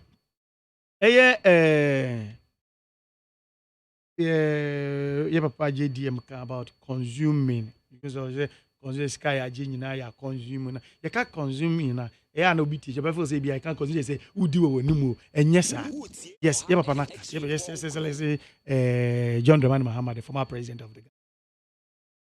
What can say here for consuming? It is not for consuming, but one consuming person me underline me underscore near tea as I say even though you use the word consuming na and yet say ni ebinom tea say ye di wo ye nim ye do enye si ye di no consuming no one and then only is it Dr. Domfa na say don dey I just say Domfe Dr. Domfe kasa ye no and na only odike so e kasa ye omo nyina bo ade bi so ma ne ye me de ade omo boss no say oman mu no ya trust system bi Dr. Domfe dey no kasa from 1957 because they are can say for 1957 say ya go through a certain practice ma the accumulation of it and no also eka ho bi na ye hu de because eni bi no practices eni bi no ho ya asabi na nka ni se ye ne se aban call military regime abetwa mu civilian regime aba enne se enne edi ya bedum pepesu a ye du ya asabio other external factors so or external factors of the day so di no ho abebom a just edi ye dum pepesu a ye du enti sa de na mpanifo kan no ho na wo se ye ntimemufo na etimi nya realize any amanyofo ye nya realization say odike kan say ye the way no amanyosem because I didn't how be ada man mu acha but day in day out year in year out election period in election period out no na ade no accumulate and ne baby edu enti see etimi sori wakane hu say no ade we nyina de hu hyem ne asom ne aboa na etimi ayeyie a sene na practices ne tie no ye be jai sa practices ne enya ne yie man ne ye chichire man na ye chichire enra mi ne obi ndigo wasi yo akwasi broni dane amemwo ma yen oman no so hwe no ema yen no se no ma set on bibia se bia presidency what se no sa pepepe na ya set ba akwasi broni no ne ma bi no this structures bi no this yakwan mu no na ye ne ma bi asabio obi kana se o twe efe abibima mu e de akọ ni kuro mu enti no ye ya take over no na ni se ye timi hwe ma sa structure ne wo enti ne ma bi no we se ye hwe ni ye yes enti ye ma mpeni da John Dramani Mahama e ka se ebia constitutional review constitutional review yes e wo hia se wo se yetimi ye constitutional review because ye ni ye very porous say be ka se ye bie ye ni ahwe certain parts of the constitution yes we say yes e hu be hia se ye nsakrae e wo constitution se na be ya se na ade ne tede dada na se bi edi ye nya be si sa mpepeso we no nsakrae betimi aba na sa nya na edi ye ne be fi na moving forward ne Ghana etimi enya ntoma pa aiden efra na uba consuming na American consuming one goods and services because sebi yakwa onye mu kra no aban atwia adwumayefo ka aban atwia yenti se adwumayefo bi na busum yewu na yentwe omoka on ebiensi unlike say prior to send another baby take over na teacher for ye adwuma 1 year na say mom 3 months no bibi sense uya bosom dodo a waye ho adwuma no e wo se yetimi hwe yetimi e ma osa bosom dodo no aketua even samre mu ayedin o na manfo afre kola that's cost of living allowance samre mu ayedin o aye boro na wo se ye pesika na yetimi ayeden etimi ditua because ye pesi oman no machinery no etimi ekoso etoaso eye adwuma me bimba to a standstill akoso ayedin na nsia na ye di aketua 30% basic rate na ye abetu oh sa eniema no nyina ye eniema ofasika na fin ofasika this can ba na was me maintain system no ni system ni timi run because adwumayefo aban adwumayefo was ye tuom ka ntimi ka so tuom ka e was utua ana oba ka say okay esa so man ma din na sika sema ye din the economies nyina ba to ni needs ntino e say munye adwuma ba de ntimi tuom ka de bi enye yie nti na was say sika ne ba do ye di ye adwuma no e was say de was ye timi di tua Ghana foka no mo so mo ho tumi tom omu bisa ketua mu ntumo aban ni mo sinkonya se de ya mo se de bi adwuma fo se de bi yan de akọ TUC yan de akọ strike de na che se ye teacher fo yan de se de gise ntumo no na eba na aban so asabi onu so betie ne tema mufo oban de okay de makasa ade enyina na ebre mo so mo hia okay yan fa mamo na che se ntino sa e ho no se the economist Dr. Dumfre kan goods and services yes answer na capital expenditure sebi emoye din a ye bo bisia di nyina ni ye mputunduma bebre na emphwe ye ba ye right from you see 310 ambulances to every your friend is one constituency one ambulance sani man e koso ye fi ho sebi ye mebuna no mo se unemployed graduates ye be ye napco se so masne sakrakra sebi sikako mu ye fi ho even omukra for ambulance crap on workers pay for paramedic staff ye for drivers ni in fact to call everyone constituency baby ambulance no na omuni crap no omuni minimum cry ye be 10 staff e wo ha ye fa wo mu ye wie ye tema ye adoma yetimi PFE IMF mu no so no so ye PFE mu no na fe de akwanya aba yetimi fa nkrofo into the public sector omuso abe ka eye the debt na se bi aban etwia ska aban use edi twia na ne workers no na almost that number no aba be ka ho was almost so se sika ne ye kuma se be pege nimu ni nyina ye se sika ye bia ba na adidi sa enjuma entutumi hu se enema bebre na akoso na ma bedum pepeso me ka ejuma hwe akwan ahodo interchanges ahodo ene ba sport crap ye uplift the manifest lift kumasi sunyani ho ni your friend is saying tamal ni nyina mom facelift ni nyina ye sika sem ene komu enti niema de sika ne de be se na ya papa prof Dr. Dumfre kan ye no akọ niema mu na mo nyese consume si ye di we no niema ena ya ye na se bi o kan se bi ye me de o sin unwen wakọ hihia mu no kwa akọpem wa na de o ma mo na kire se na ono o ma de ho dwo we si broni no no ma de ho dwo se demo eye me de say I miss all way no so no system failure na me can begin say eye yewura Dr. Dumfre any yewura odike omo boss so say eni me bi ma ye anye ni year from Dr. Dumfre was from 1957 I made the American say they narrow yourself to the fourth republic from 92 come no that eni mana sebi ye anye ni year ma system na failure be do some people so we no eni me bi ni mu out of sa hardship we eni me be ba out me sure say to go a long way to solve some of that system failure problems now never hold for instance e bi ni de gold for oil abasu ya ye kan ho asem tade we succeed na say ye adwuma yi a ubon say henceforth say Ghana mpesika enko $60 enko per dollar no franco ye den on franco cra fango embran sade ni to betwa enti enye say afena this ye kopesika pudu Ghana sika di ko per $1 kakra bi di ko cra because eno ne basa na ma cd no pressure na betoso because your importers were almost here dollar almost cd dia cost na tembia na pressure with dollar but SAS aspect ni feel cause fan gon cry sisika dollar ye here dey cry no some percentage be higher than 50% of forex exchange ye here dey cry na ba it is ade na kakra na ni fi ho a na che ya be solve problem bi asabe free Kwame Nkrumah penso bezi samre no na ya face because ye kra ena sika na de kotoda tembia na $1 ni dimrika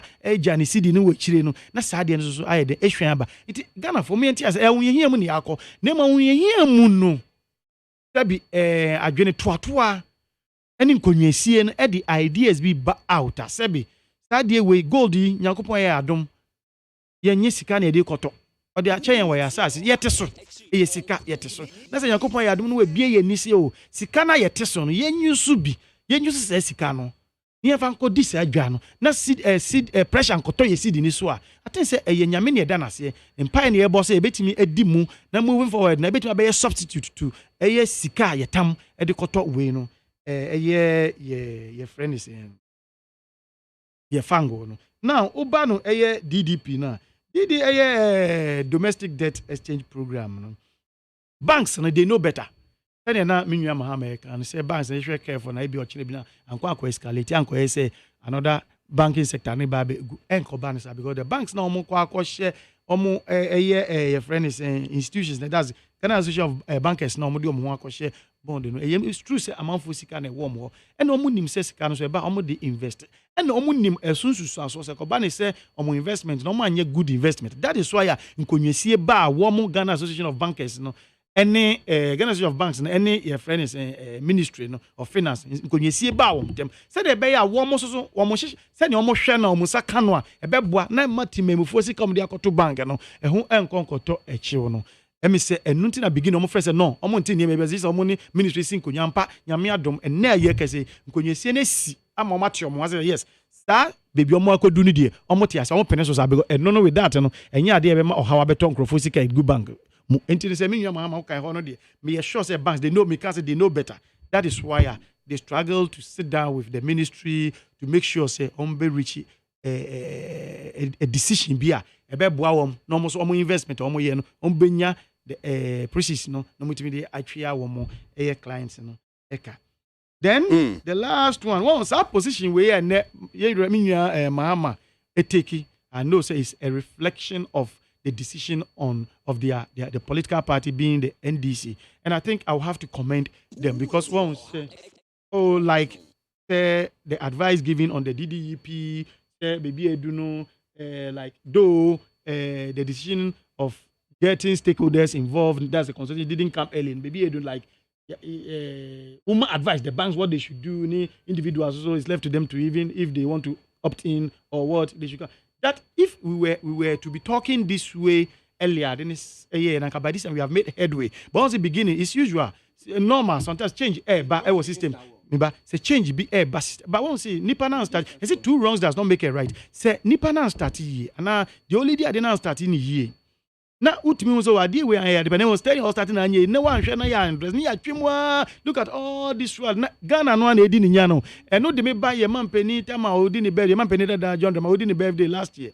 Last quarter, Odini birthday. Can say, yes, sir, budget, yeah, a man, put to some for the about Parliamentary or the minority in Parliament. Say, Omonshana, Yentimi and Big Ghana, Intimate fat into my pa, infra, and you may inquire with friendly and political considerations. That was the phrase or use here. And I think the position my brother is also taking now tries to correspond with what Yaman Penida, John Dramani Mahama, also Edituja, Emma, the minority in Parliament. And I think if that position were to have been taken earlier, and can be, then Americans and say, well, share bondholders, individual bondholders, Ghana Association of Banks, Security and for when NASEBI in the view of the food to sound for no about ministry ni ba out back earlier so and kayemfa esa niema da yenimni the way niema koniti and kayemfa yi level electronic levy embra nanka electronic levy no emeso as nanka electronic levy ni ba enye amount for bi pension na BCK bi eda ba bi ni sa niema nanka ebe kofo anka sebio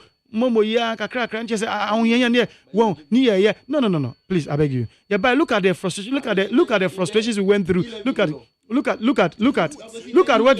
what we went through. You and I know very well the opposition that we faced from you until now. More conviction on it. I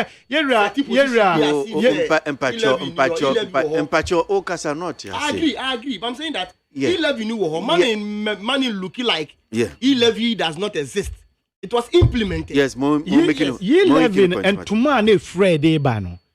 Ntuma efra edeba no mu yiyi ntuma na ma award di 11 awo edi yes 11 ntuma ofro nim so me TSC krom awo krom etino me fra me share me skirt ni me yi na me nya me jacket guso osi dey be mu ro jacket ni no ro jacket no also when you kaba no kra yenyi na nka brazier oh look at it too 11 by fine but you run to my share no because that package in it buy and you so mu say yes you go here because that would have been me. I would have preferred that to Stebio the year in a bond na yen cutting na find no send identity no okay no you better but ni enti yen pese ye dey adwene ma o se ni enti asio se no can education am ba yi all the same ya bedu baby e bedru meda Ghana Association of Banks ase me sign so meda Ghana Insurance Association so ase so da Ghana Security Companies so ase individual bond forum or from made up of individual bond holders, you know. Almost here almost at least though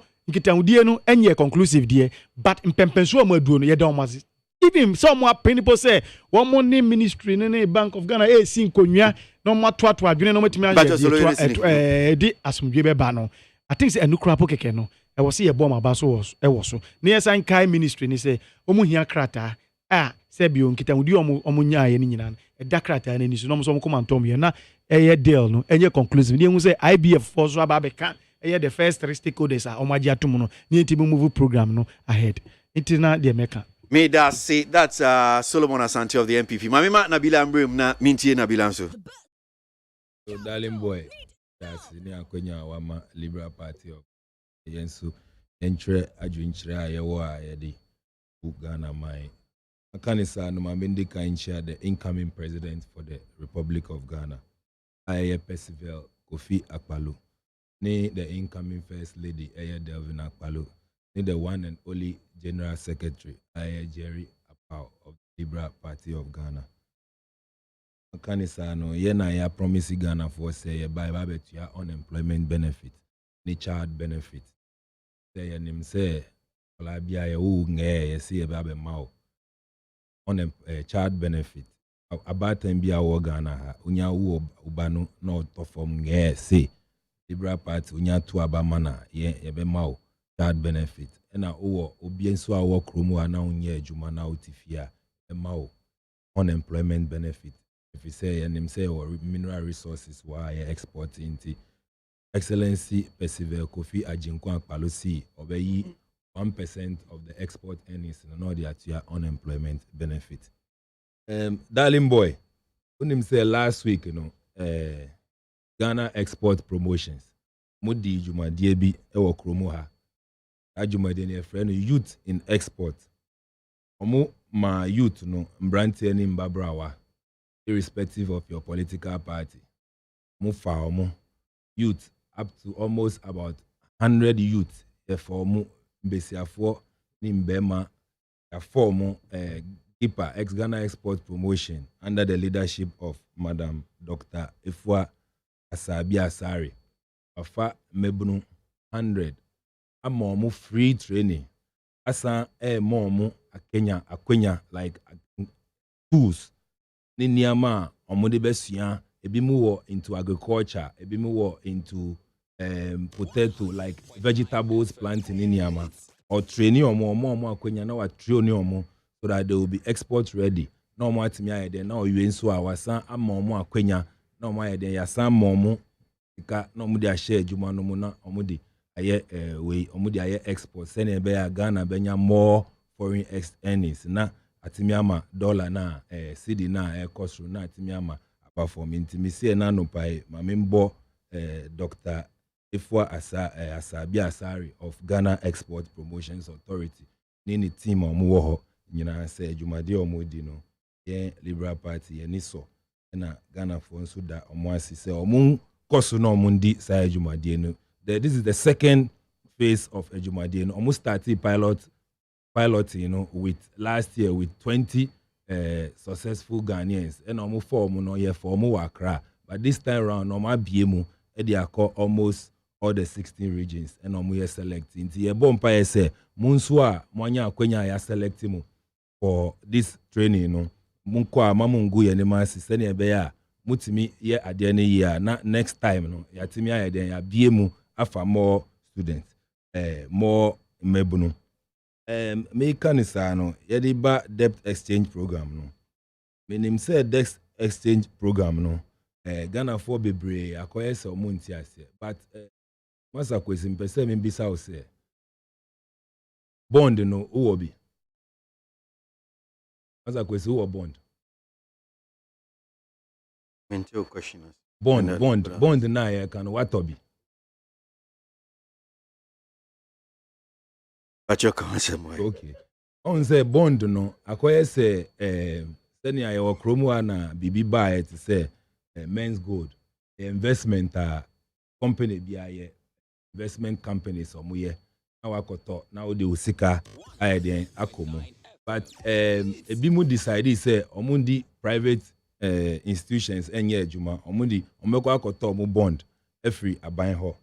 Na who decide say ukoto bond free aban ho a who choice for enye ene na bond ye started to bond enye ene ye started from the Fourth Republic aban bia ba oton bond ma yeto na omo tuto bond no nso omunya ho mfaso omo ma meni wu Ghana ni a otie ma omo ma ebi investment omo aya the time no so omo koji omo ho profit e dey share omo ho inti se akoba ni se ye nyina ye nim se kromo a ye wo no covid ba March 2020 after covid no ba ye no anche bia na Russia Ukraine war enso be bomb inti ema ye niama ehwiase before na covid mba ye no 2016 at the end of 2016 no na inflation na da 15.4 and at the end of 2019 no na inflation no aban wait me reduce inflation no at about 7.9%.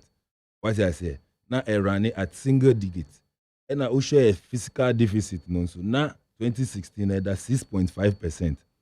But aban way at media then reducing under 5% by the end of 2019. Monetary policy rates are reducing from 25.5% at the end of 2016 at about 16% at the end of 2019. Even lending rate ukobobu siampo time na aban we beji amamwo no na even lending rate as at end of 2016 na that 31.7%. But at the end of March, at the end of 2019, we reduce lending rate, boosting our interest at about 23.7%.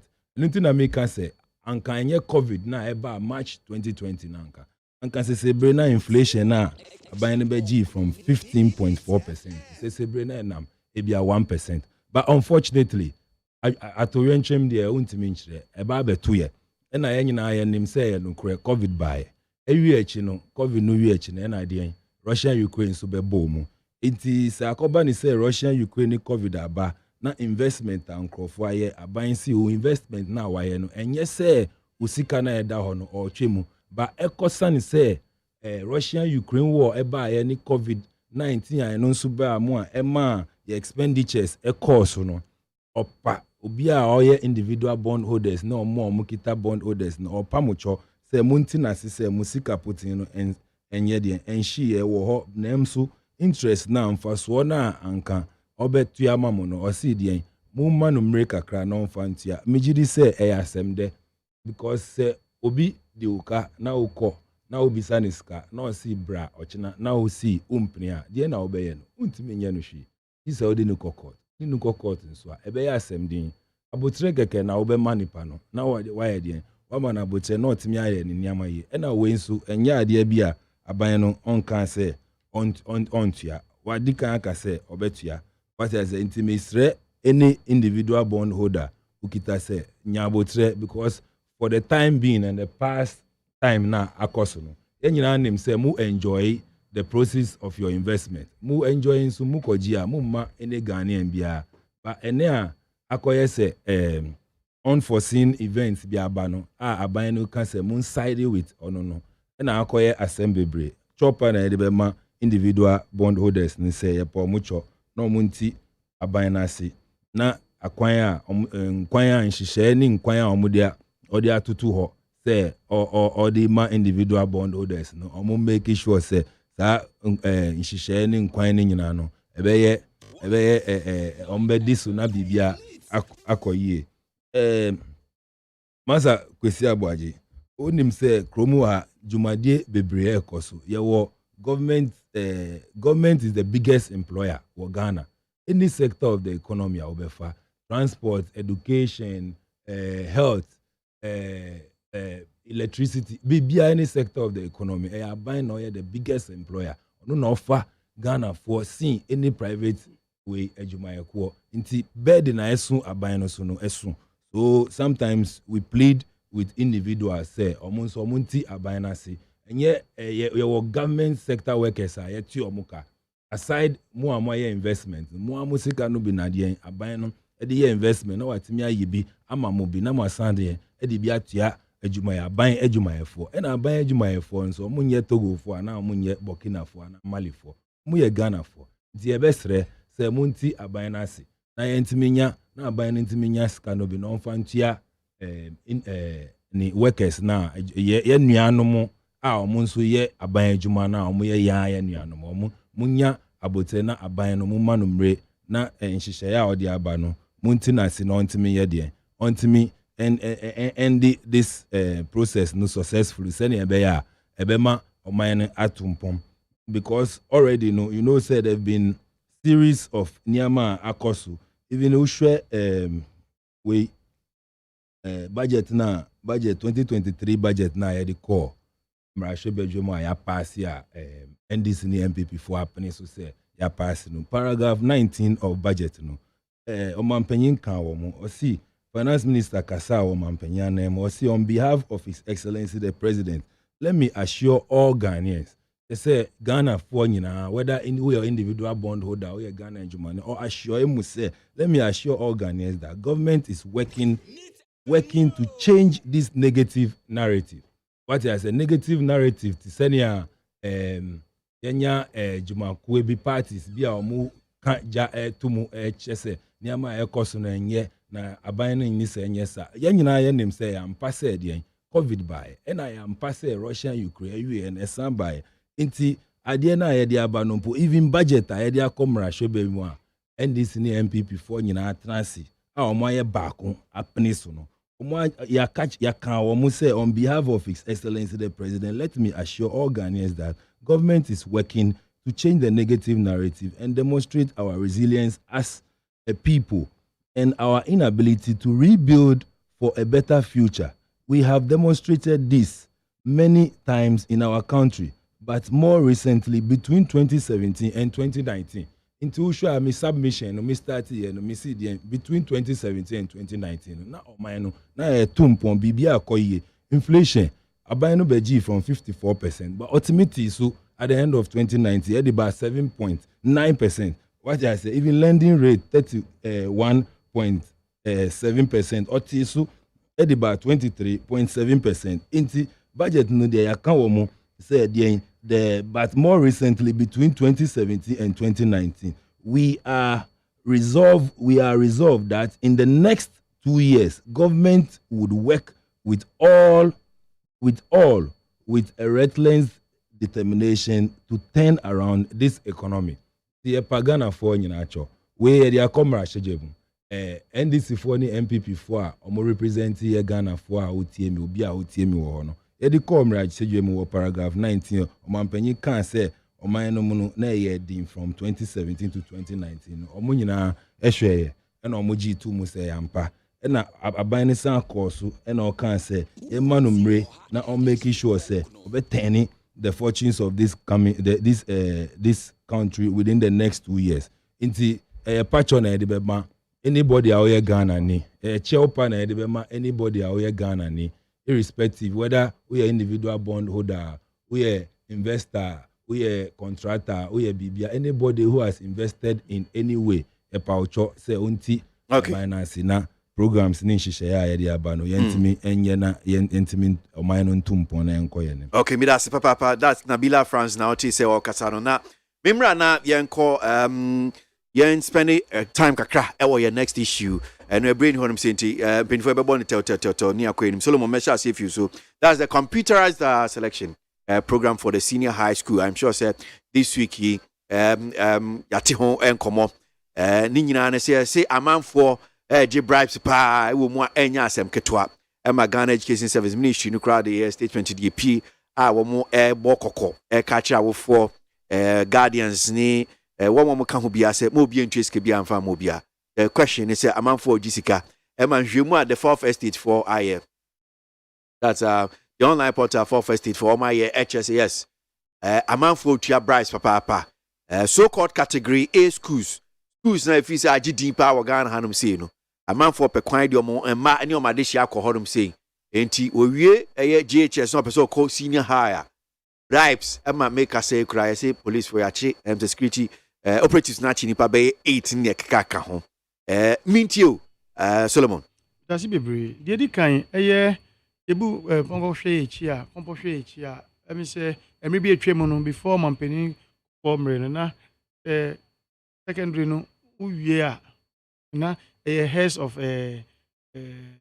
secondary school yes no mo trans na we na yes we first na we am pick me kai pa me wie na me choose Legon second win ba na say third apam also na three schools ni nyina na medini baby me ho share me no as last me di ko yo academy but the woman said during those time na sa problems ni wo ho na won the allegation is say even heads ni bi wo mo gigi sika ansa na mo de nkrofo a whole lot of things into in time of mampeniku for by name resonance okay na emphasize school placement computer placement yi and no buy say be solve problem because na say sika na manfo say e do na your heads no more season koko season no more say dey na e be fear but I didn't be tintim ye no say be nipa so na dey dada anyema yeso new one so then also take another form of say na can corruption na ye kan wa say no ene e dey ne kakra e be say dey na ye creating a center resolution center na resolution center holding as say na house so pro any bia kwa ko pie wa yes security no say be police ni o but say private security ni sa na na omo ma ni bebi omo ya ade no keke omo nka nkrofo na ya form adwuma omo ye school placements no omo ni workers ni bia ko na even na omo no makwa say middlemen na omo ji ube hunu no so menya metimi anda ni ama me ya yesi ana atwe ma me friend ansa ebi kura po wa ni de na ko hia obi woni fie na weka na nkasangasa no e woni fie no ono modi ano na just a whole lot timi de ade we abetem bia no se bibi sa ba ebi e wo se ye ne public se ne ya ne public yi na yema emra no taking a course emra ni taking a course na obiara ye be find culpable na se bi emra no any punishment ya prescribe that one yemfa mom and serve as deterrence emma others so be moving forward no wonga omonya kwenya omoye adwuma na se omo ne nam ho a se be placement emfa no ho uye security of another business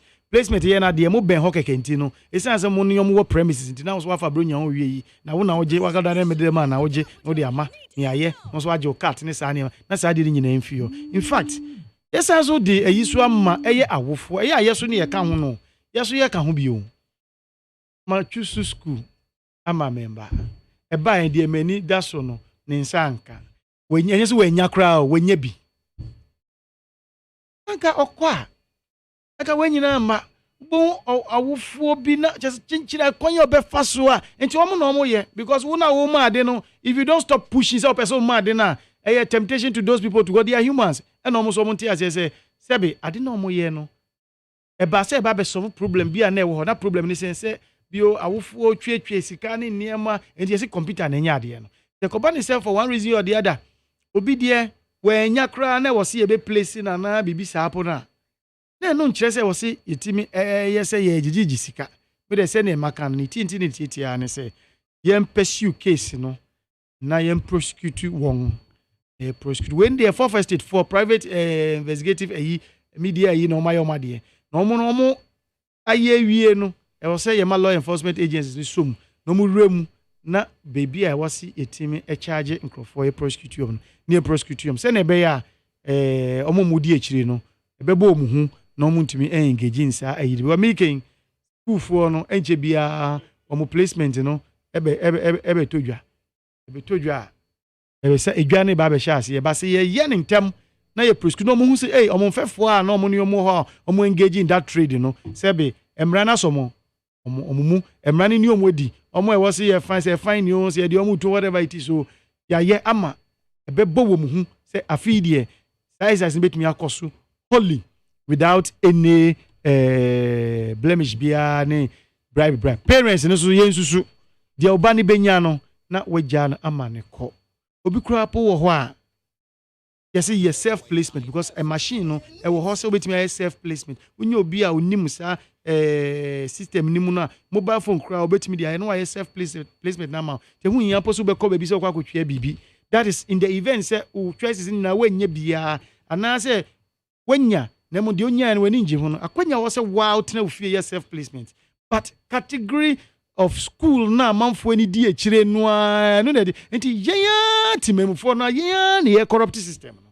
but ni panic ni baby on first if baby was one of the me be wenya say na can dey example ayema wa ni ese ni panya bri secondary technical president secondary technical also on pen no pen let me say Wesley girls said you look at the category of school I okope hwe de onya ayo wo so mpe ope o kire de ope na ye bo ho bo so ama mi wa no embremu no eni so twe ahwe yo yesi computer na place awie baby oba ne modern bo e de ne koto ye no onko minimum bi at the same school ye kan Breeze Presbyterian Secondary Technical yi o wie ne koko ye ni HND wo Takrady Technical University o wie o ye ni service oba o ye service still no ye ni 1 year top up say na be o de nya ni degree e wo ho so by the end of the day no wakọ ni university a wo nya ni degree intini die ni na mempe na se ni yesre awofo no esese kukukuku ni jaya kika ni so be jaya wo mo ye kika ni so no omo so mu hu se ya ban na di o ma hye so mo ndi dwuma efa mbo oman no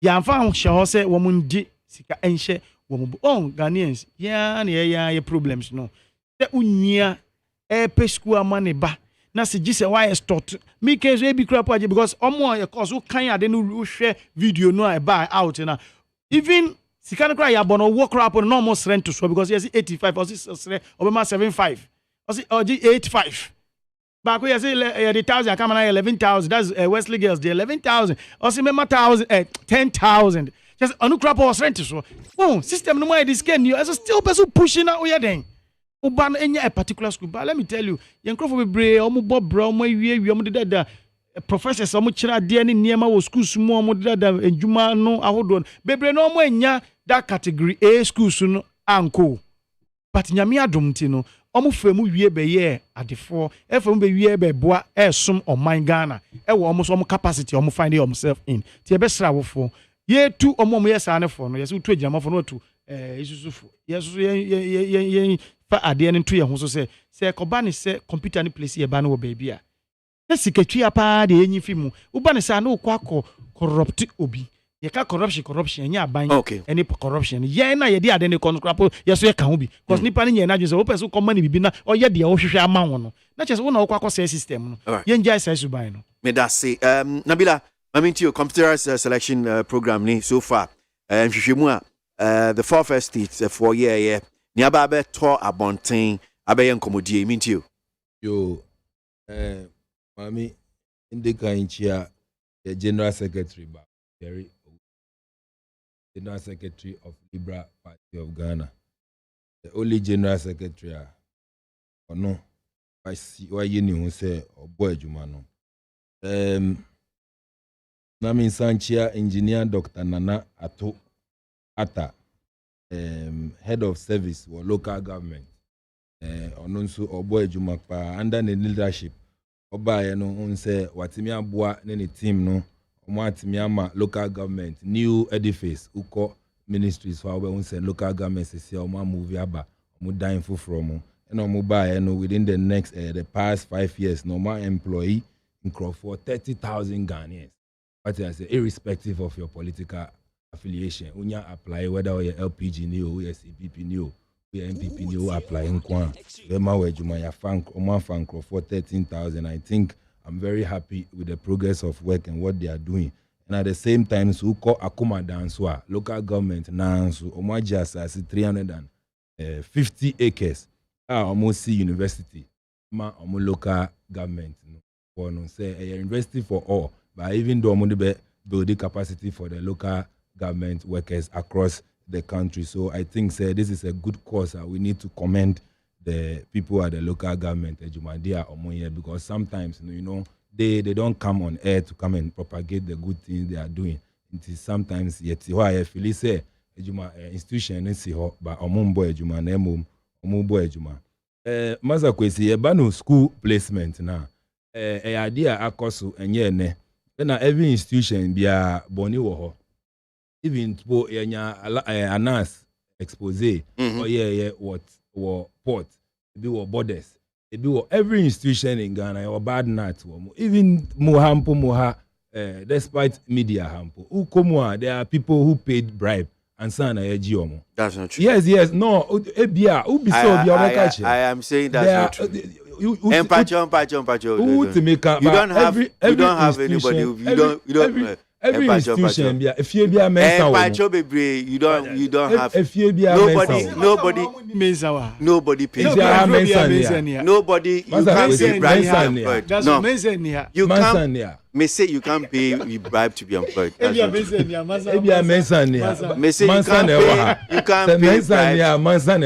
can't pay bribe.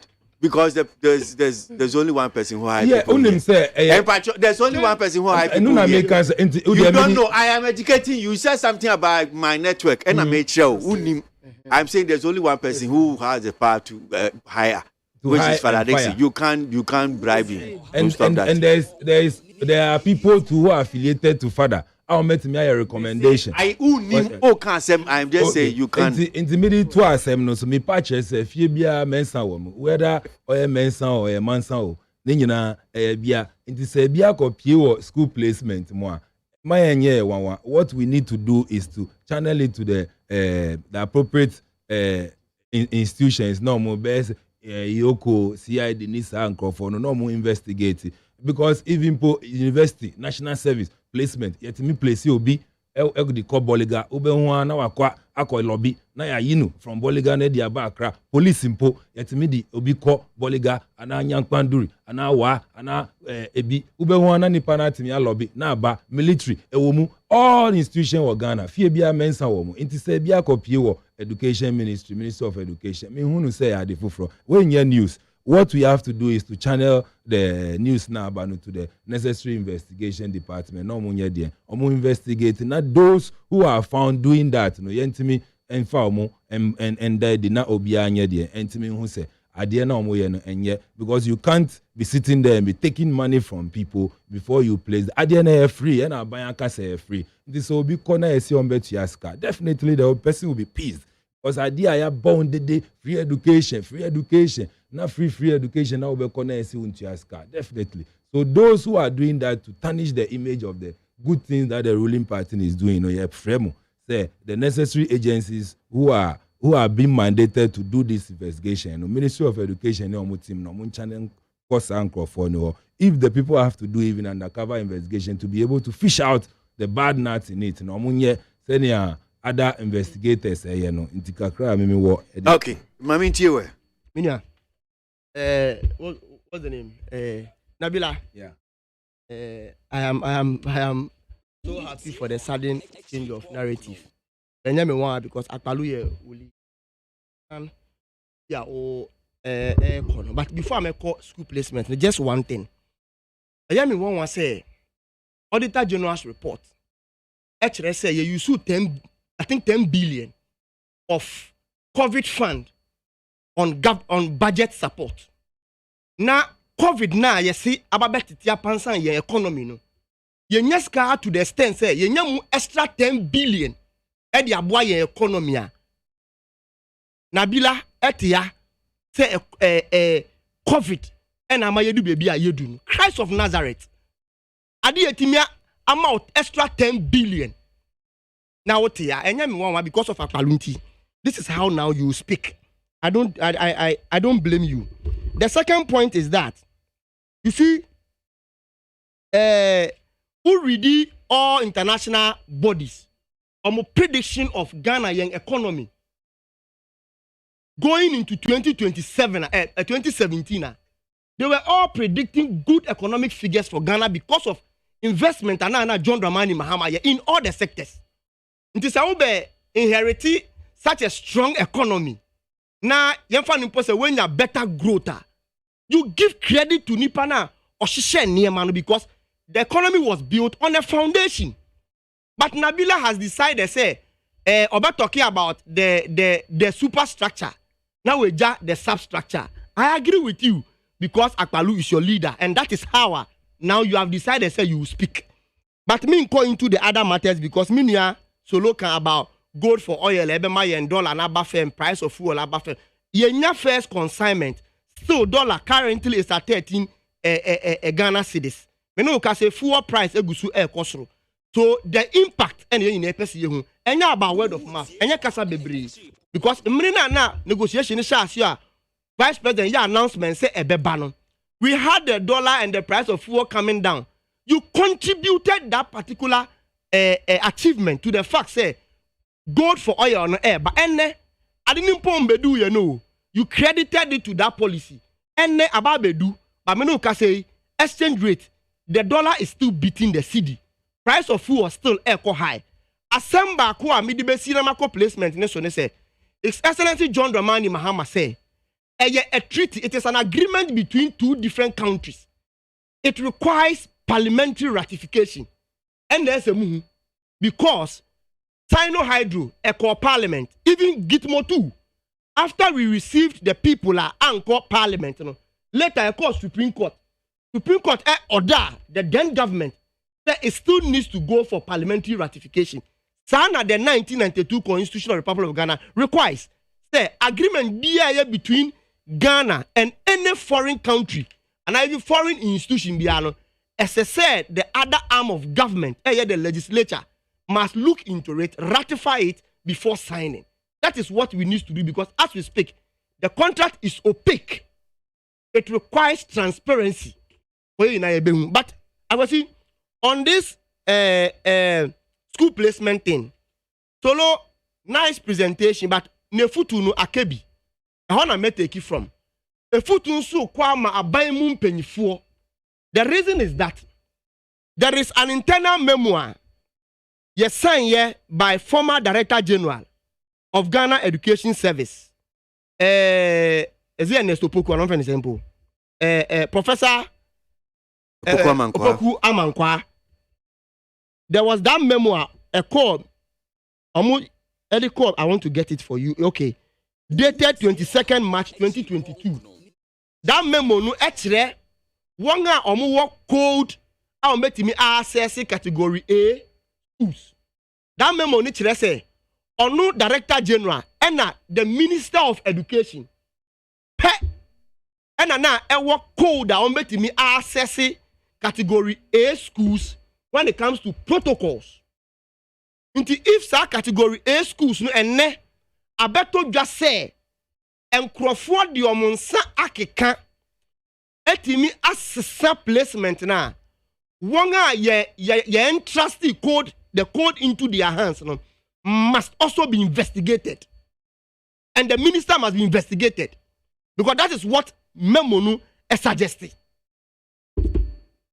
obi bia niwa agwasi meti yai the mini obia o Ministry of Education as a Ghana Education Service mintimi nye changing bia ma any student ana meboa nti akira wo say ade na akoso no between wonga yati omudin wo expose nim the likes of Rachel, Eric, Sebastian and Co no omu wo staffs our Ministry of Education omu ne won edisa esumu agro and that extortion no and those people ni na no as I say yet say the police service is investigating them because video ni the last time I check is it the Sebastian guy no na 9th October 2022 and a Sunday since that October I go see the video where ya manase diabeto abontia na menti yem pose people have been arrested with relation to the CSSBS program. Anameboa. Until now, you say, to what extent na sa investigation after several months akakodu? Question is na yebisa. Because from October there, enough say at least some progress might have been made. Ama ya invited some other people in addition. That is the next question. 2, and say, I go see. This particular system is very dire and I think and what's a agro. To the extent saying Crawford charging Crawford 20,000 Ghana cedis. And I probably make one of most sister station. So no, Inti sa utimi aye change manipa 5 pair. You are going home with a whooping 100,000 Ghana cedi. 1 billion. Tika obi aye juma even for 30 years and the pension salary crampono, it will even be half of that money. No, they just 1 month and that's even some weeks days per enya 1 billion. And you serious oh. Very, very serious. To the extent that Bakumpo guy ne charge you on 7,000. And a man need 5,000 boy. Also one for 2,000 and can one. On the same man. Ghana, BBA baby also the solve problem. Rather compounds. But you see, a good Sahaba out. At least the CSSB program no. Anya she crampono. It reduces the rate at which an anchor for Ediomonsakeka placement no. Because first na face to face at the at least a reduce. When so you take advantage, then you find and seal the loopholes now maybe that yakodano. Okay. So that at least we can break it and break it very well. But my last point is that I will see me person be and take it into consideration say aban way any bibia emma oman Ghana. 6 years. The omo woman me no na no mo dia mayen. And say they have collapsed our economy. The youth and enye adwuma anya because unemployment rate on beto at single digit in there 13%. And then me know ka say ukoye educational sector abaya on team provided textbooks for the past 3 years. Say OC Cathedral. This is when you abaya yenya for 6 years. Intinu they need not to continue a democracy intinu.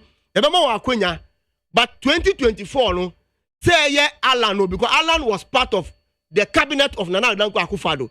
Baumia or your vice president for 8 years. Bisa hu say adwini ni nyansa ben na yedi bu oman a omu wa omu de sia show omu bag mu a wo twen abaya mampeni ansana they bring it out. They have nothing. What they have is what they have given the president. The omu one omu de abua finance minister. The omu one omu de abua the economic management team and ne. Ghana is ranked, our economy is ranked as a junk economy. All right. You see Ntuaka. You see Ntuya. This is the economy. Intia MPPDA. They have the men, no? These are the men. There's nobody, there's no new person in them again. Me da say mbabe fa course kakra me ba solo. Me ba fa course kakra but I'll just maybe just closing remarks because you are solo see here there. Information I may add on just to enrich you know if I can go ahead here. Yeah, I mean family course. Yeah. All right, okay. The me can say now closing remarks I don't. No, say your friend is Abamu side so was here. In fact, the can say the minister and then the Director General of Education, be independent access to do that category A, Yes, per the report, actually say obi yes, no by or yes. But per the investigation one Daniel Opoku bi o kan microphone mienu bi ho ayechi woman. Wa bon microphone mienu bi ata ye twins.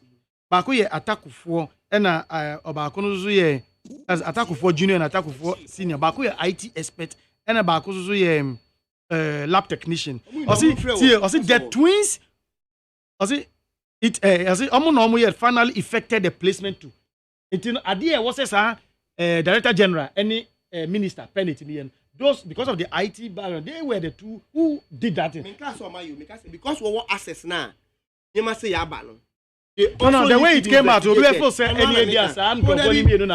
But citizens mienu bi ntafo mienu bi ata kufuo jino na ata kufuo si omuna sebio omo the final person omutimi ya ade na sebi eye penifo mienu pe. And the two of them too are on the run. The two, no, I'm just trying to clear something. The two of them are on the run. So I'll edge say investigation because you me nyas angro for me no. Because one and sebi omo ye the final effect no. Omo ye nya as to how they got it, as to how they made it, it will come to light. Say ebine she chiro said it will all come to light. Right. Mr. Nabila France Mintu Joseph. Yeah, they see from no. Yeah, can is missy fie mensa woman. The Fabia mensa woman, the idea in the Aba, and Menjin say, even though ya allergy say Bimuna or the total responsibilities, but when him say your back office, if you call banga or more, more back office or more ejumande ba uko banga the frontline person I will meet a bank manager say uba ha will meet reception but more technicians ni more chinchim mfidie no my etimi call etimi ba life man for sure. So me I feel say asemi abano your IT department or more the core people the frontliners in the tell us so the tell us yes so the frontliners in the tell us yes so omo your computer department IT department meji this omo etimi chinchim niama EDS placement so I feel say those people a thorough investigation has to go there even though you obia odi but and I no pai unim say enye insuohie na mehwe good this way so anka mint now this way na mami anya honden am the onya na insuohie nya hwe insuohie good this way so bibia yes the American na say obi bia oye directly involved penny job description no should not be left out and one American wasem including one you trusted the code into their hands because approve as I say obi ma approval and say no be a system nim to be a ma approval and because of IT job description I will enter amunswa and say investigation in there am I hu and one make say let us not exonerate one legally the code near there I say omunsano that's all what I'm saying. And you see the last point is that Adebako Emedeni say issue nu asan I get it back to the Ghana Police Service. Mekasa dentina mekasa. The former Director General once wrote to NIB. Etron suma Ghana Police Service. So omu investigate the matter earlier than now. And NIB share asiye. Later Etron man biom say omu ntimi continue ntinu ontro nkoma Ghana Police Service. But from that time to date, I don't mean the entire Ghana Police Service and take value or and place value on the matter. But you see, you can run, but you cannot hide. And the expose has brought the issue back to you. Until the man now prevent you from going into the matter. No? And the other public issue, they have no option. Said they will investigate the matter because no. Aya wufuo na ye breno young na at the end workers no extorting monies from us and that cannot continue. Me da se meje cost kakra ma me na me mpanyfo ase na me fa cost kakra bi na yen sorry to na DJ Fletcher ma meto so 0302243540 and 03022579 02 ubetimi afre na wode wadwenche dia ba no pay Solomon Asante of NPP, Gordon Mama of NDC and Joseph Nabila France of the LPG Anope and Painfree no Moboa me Oti Omonka 0302243540 and 0302257902. Yetie Mokos Kakrana. Ya morning. Good morning, Bravo Simbacho. What you saying? Mehoya Udi. You didn't know Asa because Africa so baby MP no tutu no container no more na mikina. Meet you. Mamentia only wait my phone. Mamentia me amateur master soldier. On above swamp of baby will be a Yaminka. And a regional organizer. Yamishra no wait my back. Na Mr. and this in penny for say the for our project no a depa.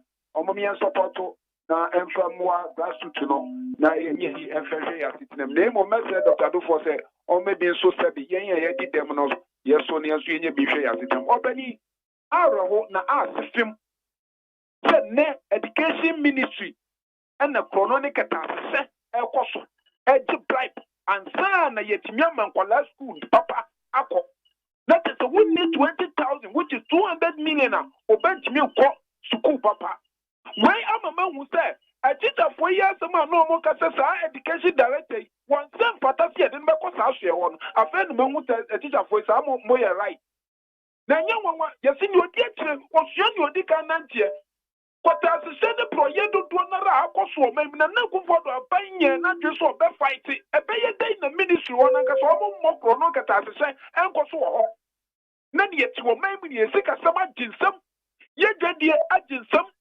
You queer Juma at top form, you big Pierre, a bow way by Dr. Mahmoud Bomiani Lanchamanti, Atlas Elisha, Hanyam, you big Pierre say, or Maymu. Why na mo so mo po man ye so na mo super incompetent way na mo ni be di o man we so MPP for say wo man Ghana o mo sem fata kwasi e mo di o man so da biara da esa so o man po man Ghana nkasa obi to aso I mean Gino, do you know what I'm saying? Hello? Hello. What's Yeah. Na bum today. Boko Woody. Fifi na Fifi Madina. Yenti Ofi. Akwa so. Kenya. Una majeru so yabana yako. Dadasi. Nada metela waso habe studio. Dadasi. Kwasi. Na MPD no to no. Yeah, papa ko ya bo mesoro. Okay. Me say the bo, me say for past 100 years. Why did you go in your parliament? Kwasi. Obi akoto bon, papa no wa pension. Opesika akoto duro egu nenu do.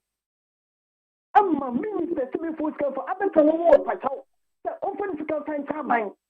The time abanko po so be kinke factory. E wo fasa house no papa odi bi. What you can tell me? What me to wo pachaw? What me to say and ye wo ye be my child benefit. It am for scale you to child benefit no. Mr. has 100 years. What's it impo? Woman contract na the boss akodi me so betra wa.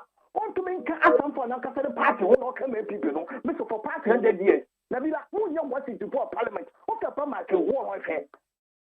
Kosi na kwa me da wo fe kwekwe no do. Am kwekwe no ba kasa. Kwekwe. Ma me kan show NDC no. Enye business party o. And the mutaka and the halina wonder your business for parliament.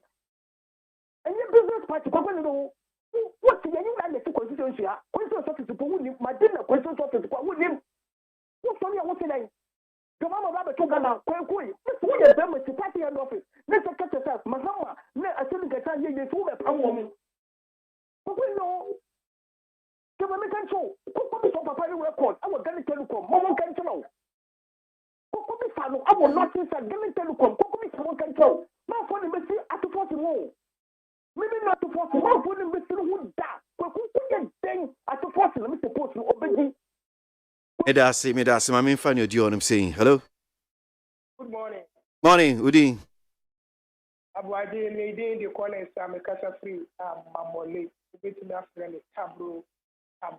Thank you. Dr. Ham or Basti, I was the book of it, and I listened to it. William, what can send the dream?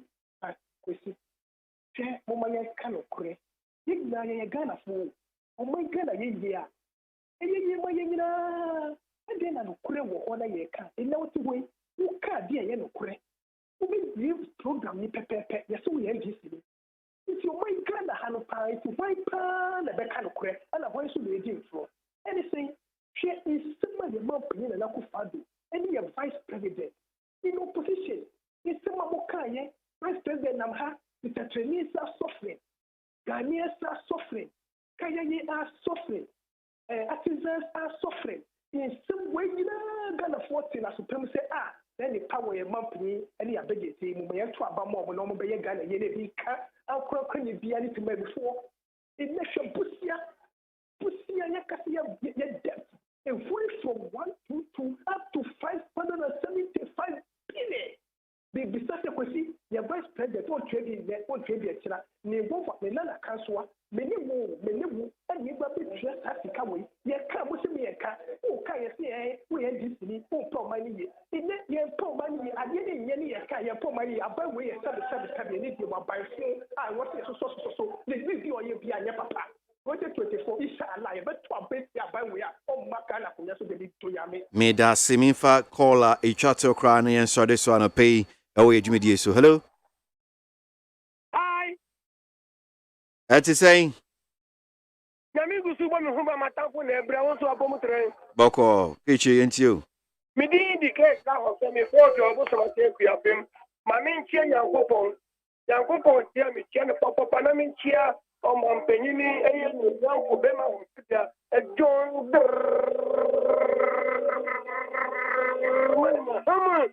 Monja this year, I mentioned Papa Robert Enchi, Otiel, our Lego, Apostle, Michiano. Minia, MPP or Jono, near would be too soon for Dominica. I am not to be for the super D defending MPP by a home. That means where there is my sanipano. MPP because I say, and it's about the next Friday. Tibio. Or Krama, yes, almost from MT, yes, Simon. Nay, Papa, I grand number.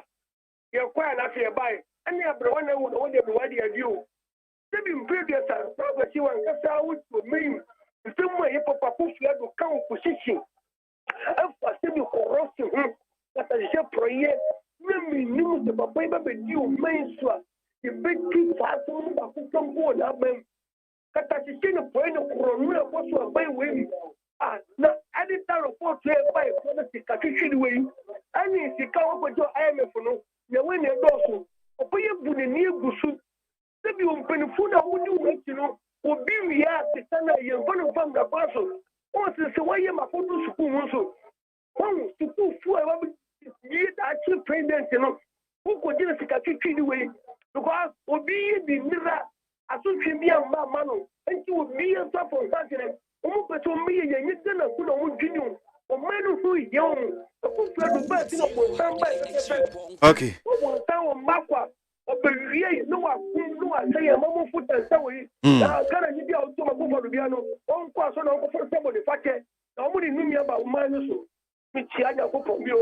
Okay, that's it.